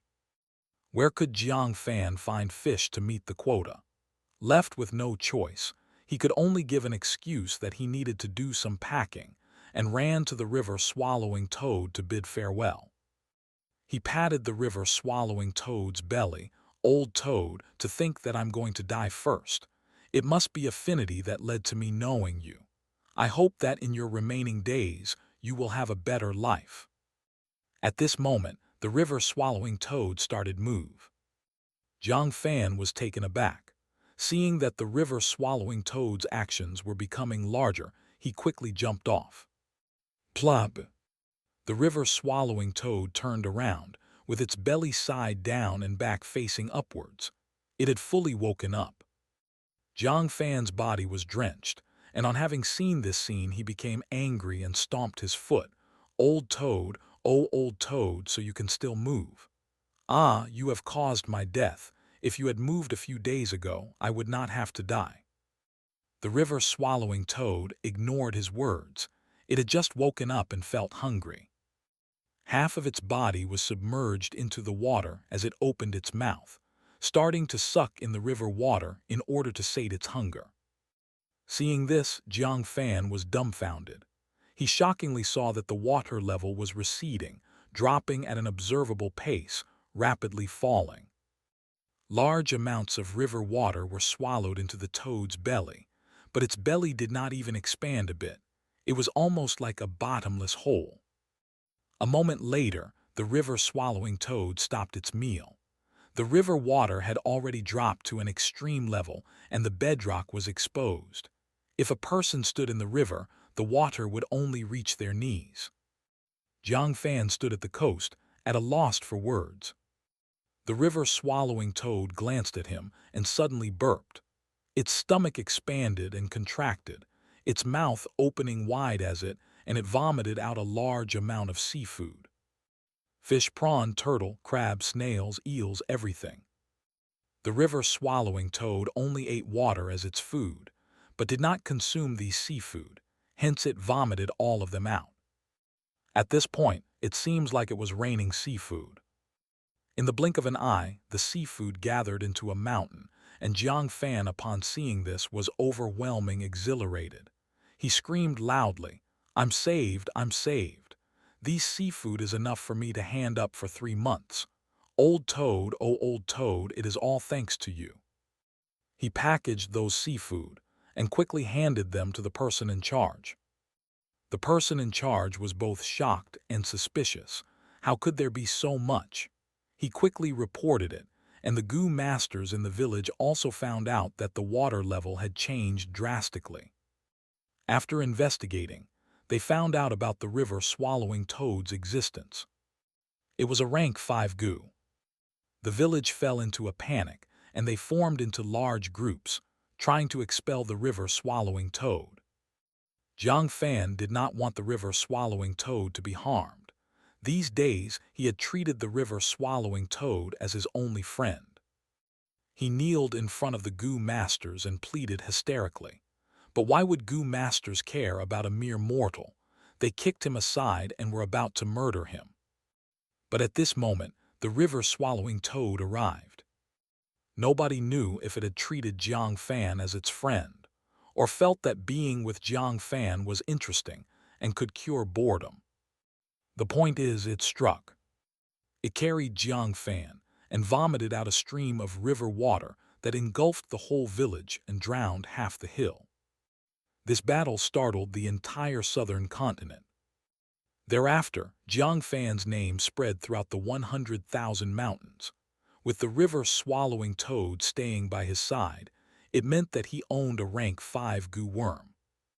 After all, even a rank 5 Goo master might not have a rank 5 Goo worm. Rank 5 Goo masters were rare.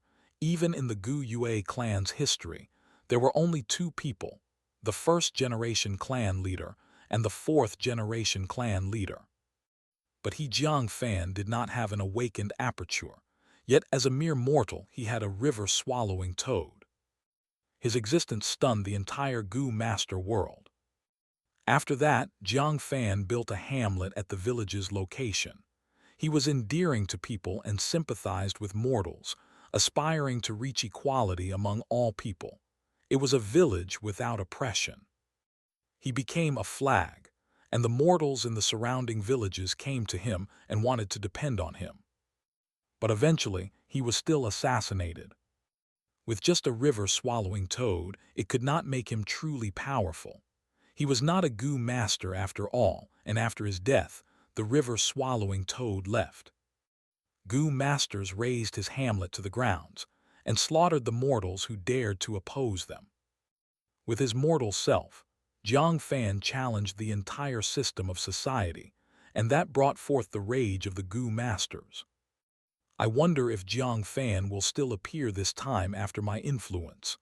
After his recollection, Fang Yuan laughed. But Kai Shan could not laugh. His face was grim as he returned.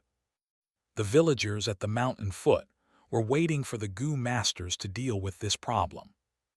But the great Goo Yue Kai Shan arrived and still could not solve the issue.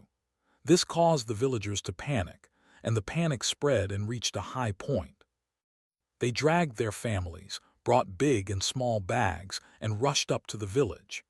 They naturally did not dare to step inside, thus more and more villagers kneeled outside the village's doors, begging the Goo masters to have mercy and let them in. In the hall, what? These lowly commoners dare to surround the main gate. Atrocious, they are getting more and more daring. Kill them all, the Punishment Hall clan elder screamed. Medicine Hall's Goo Yue Yao Jai's face was also grim. Although these lowly commoners deserve death, killing a few is enough to threaten the rest and chase the group away, but it would be like a joke for the other villages to observe. Goo Yue Kai Lion said, "The important thing now is not this. If even Kai Shan cannot wake this river-swallowing toad, who else in our clan can? It seems we have to get reinforcements. The Xing clan specializes in strength." He sighed and continued, "For the safety of the clan, we should get them to do it. Even if we have to pay a price, it is worth it." These words got the consent of the other clan elders, and even clan leader Goo Yue Bo was moved. Clan leader and the other clan elders, this junior has something to report. Goo Yue Kai Shan had been standing in the hall, listening to the clan elders, but suddenly he bowed and spoke. Goo Yue Bo nodded. He had an appreciative attitude towards Goo Yue Kai Shan. "Kai Shan, if you have any ideas, you might as well say it." Kai Shan asked instead, "Elders, to push this river-swallowing toad awake, does it really need one person's strength?" Goo Yue Bo said, "According to the previous clan leader's words, the river-swallowing toad has a mild temper and loves to sleep. Even if it is awakened by someone pushing it, it would not rage. Thus, we asked you who has the greatest strength in the village to wake it. But it ended in failure." Kai Shan said. Then can clan leader grant me a brute force longhorn beetle goo? With one bull's strength and my inborn strength, I would be able to push this river-swallowing toad awake. You definitely cannot use a goo worm's strength. Just as Kai Shan finished speaking, a clan elder denied his request. A goo worm's aura will invite the vigilance of the river-swallowing toad. If this causes it to feel threatened and rampage about, who would face the consequences? That's right, Gu Yue Bo nodded. By using a goo worm, even if we wake up the toad, we cannot get its approval. It has to be a single person, using his own strength to wake it and get its approval. Gu is the spirit of heaven and earth, but it behaved more like wild beasts. Wild beasts have their territories, and roaming wild beasts, when encountering the king of a territory, would have a battle. The victorious takes the territory and the loser roams.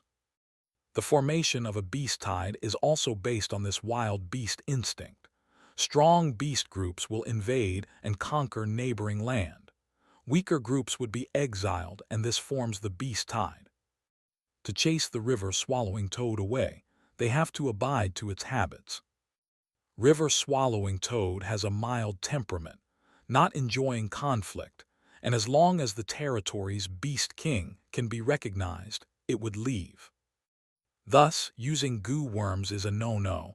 The goo worm's aura will be sensed and cause the river-swallowing toad to take unpredictable actions. Using everyone's strength was not possible too. Once there are many people, even if it is moved, the toad would not leave. That is because everyone acting together was not fair and would not be recognized by it. Thus, the clan leader got Kai Shan to go ahead, as he had the greatest strength in the village. So that's it, I understand. Kai Shan finally understood the situation. He cupped his fists. In that case, I will recommend someone to the clan elders. He has greater strength than me. Oh, who? There's such a person. Why did we not know? Kai Shan, don't keep us waiting, quickly say it. This person is Gu Yue Fang Yuan. Kai Shan said a name. Gu Yue Fang Yuan. The elders couldn't help but look at each other upon hearing this name. They clearly recognized this name. In fact, from the beginning, Gu Yue Fang Yuan's name would occasionally reach their ears.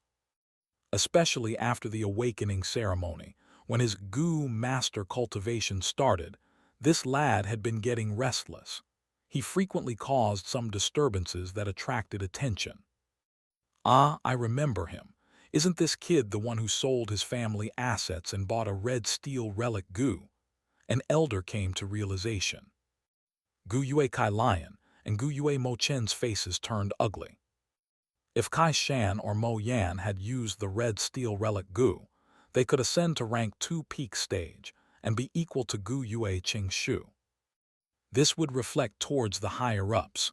Whether it was the Mo faction or Kai faction who got the relic Gu, it would be a political victory. But to think that this prodigal kid had ruined it all. Returning to the main topic, this kid is truly strong. At the arena previously, he used his bare fists to shatter Jade Skin Gu's defense and pummeled Fang Zheng down, achieving the championship, an elder recalled. This time, it was the clan head Gu Yue Bo's turn to be embarrassed.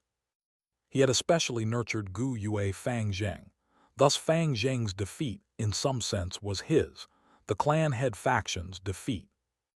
As long as one entered the system, anyone would be labeled with factions. There were neutral political factions, but absolutely not a person without any faction. But in terms of power, his strength shouldn't be comparable to yours, right? Kai Lion doubtfully asked Kai Shan. Kai San respectfully answered, Elders, perhaps you might not know, Fang Yuan not only bought red steel relic Gu, he also purchased a black boar Gu. These few months, he has been buying pork to nurture the black boar Gu and increase his strength. Once, I even saw him moving a huge rock in the mountain to measure his strength. I am not sure how much strength he has, but from what I have seen, his strength absolutely doesn't lose to mine. So it was like that. To think this kid, Fang Yuan, has grown to this stage. Gu Yue Bo nodded his head. Then let's assign Fang Yuan's group to give it a try. Hearing this, the Internal Affairs Hall elder awkwardly stood up from his seat. Lord Clan Head, this Fang Yuan is a loner and hasn't joined a group. What is that supposed to mean? Gu Yuebo frowned. The thing is, after the first beast tied, his group was completely annihilated and the only survivor was him, alone. The Internal Affairs Hall elder replied. Even if it is so, why was he not considered during the group reorganizing? An elder curiously asked. Sigh, the Internal Affairs Hall elder gave a heavy sigh. I also urged him about this, but he didn't have any intention to join any groups. Honestly speaking, I don't approve of this kid. He is very good at goofing around. It might be that he has lost the will to fight after inheriting that inheritance. Goofing around? How can that be? He hasn't joined any groups, so how could he complete the monthly clan missions? An elder doubted. The Internal Affairs Hall elder's face sank. Every month, he receives the compulsory mission, but the results are all failure. I haven't seen records worse than his. Almost all the missions are recorded as failures. I have already tried talking with him several times, but he still wants to continue in his way, without any repenting.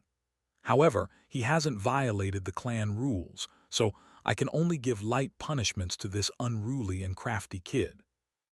The elders looked at each other. They had never seen such a younger generation who didn't want to advance forward. Mission failures represented a narrower career progression within the clan. This kid has become muddled. HMPH, he is too unruly. He is destroying his own future. If I had such an indolent child, I would directly slap him to death. Enough! Gu Yuebo raised his hand, putting a stop to the elder's private chats. One couldn't tell if he was happy or angry. Gu Yuebo's gaze moved around and finally stopped on the Internal Affairs Hall elder. Send a compulsory command. Let Gu Yue Fang Yuan try his strength on River Swallowing Toad. This kid is stubborn, rebellious, and unruly. He needs to be polished. If he fails, we can use this pretext to give some punishments.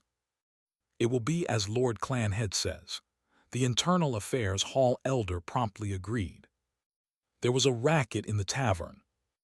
Do you guys know? The clan sent the Kai Shan group to the foot of the mountain, but they ended up returning in defeat. The villagers living at the foot of the mountain are all kneeling in front of the clan's entrance, blocking the gate. HMPH, these lowly commoners don't even have a bit of knowledge. River Swallowing Toad is a rank 5 Gu. Do they really think they will be safe in the village? Although this was said, the air was dense with panic. These Gu masters were all forcefully calming themselves. Fang Yuan listened for a short moment before no longer paying attention. This was no longer fresh news.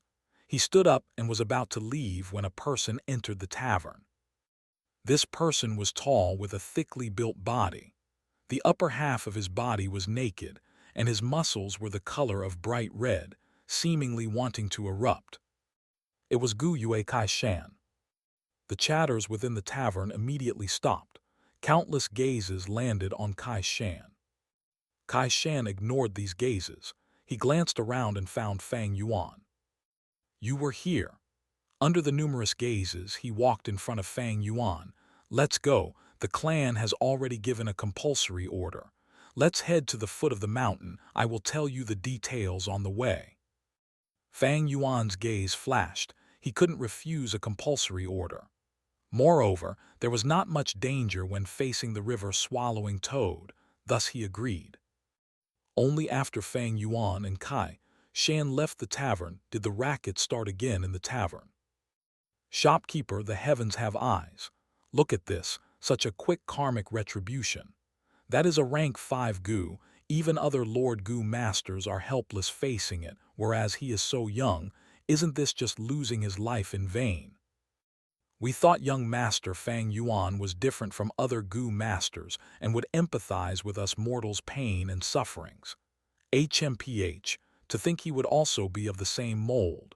Screw him, we wouldn't have any regrets even if he dies. Shopkeeper, You didn't suffer this wound in vain, getting a goo master's life, for it is absolutely a profit. The old shopkeeper's head was bound with circles of white bandages. Right now, he continued to groan, leaning weakly against the corner. Several waiters were by his side, consoling him. The old man's eyes flashed with resentment, but his mood slightly eased up upon hearing these words. However, after a while of listening, he hypocritically berated them in a low voice. "Shut your mouths. Is this something we can talk of? Aren't you afraid of losing your lives if the other goo masters hear it?" The waiters giggled. "Shopkeeper, you are too worried. It is so noisy in the tavern, who could have heard our whisperings?" They had just said this when a goo master sitting nearest to them spoke. "I heard it." The shopkeeper and the waiter's complexion changed greatly. They were extremely terrified.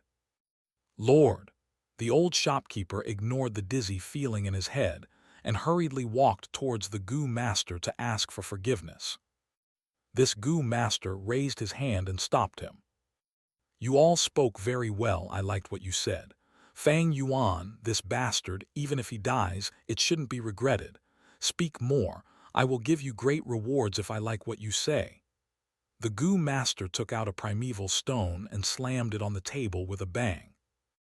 If Fang Yuan was here, he would recognize this person. This person was that healing goo master of the previous small beast tide. Fang Yuan had used the girl this goo master sought after as a shield to cover his body. Thus, this goo master had a deep hatred towards Fang Yuan, and it was irreconcilable. The waiters looked at each other. One of them, with more guts, started staring at the primeval stone on the table with wide eyes. The goo master's three companions frowned, but didn't stop him. They could only listen to the waiters scolding Fang Yuan as if they were in a competition. It was early autumn, and the scenery was good. In the forests, some leaves were of dark shade and some were of light. Green leaves had started changing to yellow, and yellow leaves faintly showed red. In the paddy field, fields of yellow-orange rice crops waved along with the autumn wind. In some lush vegetable fields, the vegetable leaves were fat, tender, and pleasing. Fang Yuan sped all the way from the middle of the mountain, following the Kai Shan group down to the foot of the mountain, where he saw the rank 5 river-swallowing toad. It was huge and resembled a small hill. It lay belly side up in the riverbed and blocked the river channel. The upstream of the river was already filled with so much water that it was almost spilling to the riverside, and there was almost no flow of the river downstream. Only a shallow, moist riverbed could be seen. The river-swallowing toad's belly was exquisite snow white and was covered with a layer of luster. Its back was clear sky blue color and also had a glossy shine to it, with no warts like the ones found in common frogs and toads. It was sound asleep at this moment, but there were no sounds of snoring. It was sleeping very quietly. Sensing its aura, the 2 liquor worms in Fang Yuan's aperture curled up into a ball. The black boar goo's lively appearance seemed to have been wiped out as it flew down. The munglo goo that resided in his right palm hid its glow. Only the spring-autumn cicada was still sleeping peacefully. Fang Yuan withdrew the munglo goo into his aperture. As long as he didn't take the initiative to use these goo, their aura wouldn't leak out. Putting them in the aperture was very safe and reliable.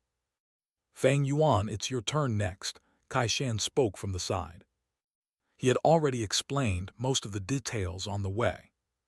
Fang Yuan also approved of this method. Of course, the simplest way was to use spring-autumn cicada. Once a rank 6 goo worm's aura leaked out, this river-swallowing toad would be frightened and immediately flee. This was also because the river-swallowing toad didn't like fighting. If it was a vicious goo like the blood river python, spring-autumn cicada's aura would instead cause it to go berserk and retaliate madly. Fang Yuan stood at the riverside, trying out to push at first. The river-swallowing toad's skin was slippery, making one feel that his strength has been nullified. In addition, it was extremely heavy. One simply couldn't even budge. Can you do it? Kai Cheng sneered from the side. Fang Yuan ignored him and said to Kai Shan, although I have the increased strength from black boar goo, my strength is probably only a little more than yours. As for pushing this river-swallowing toad, it is not hopeless, but I need your help. What help? Kai Shan immediately asked. Fang Yuan slowly explained it. Kai Shan was doubtful. If we do this, wouldn't it be teaming up? Even if the river-swallowing toad wakes up, will it still acknowledge you and then willingly leave? Fang Yuan smiled. You don't have to worry about it. As long as you guys keep a distance and not let it detect you, it will be possible. After all, it is a goo, don't think it as too intelligent.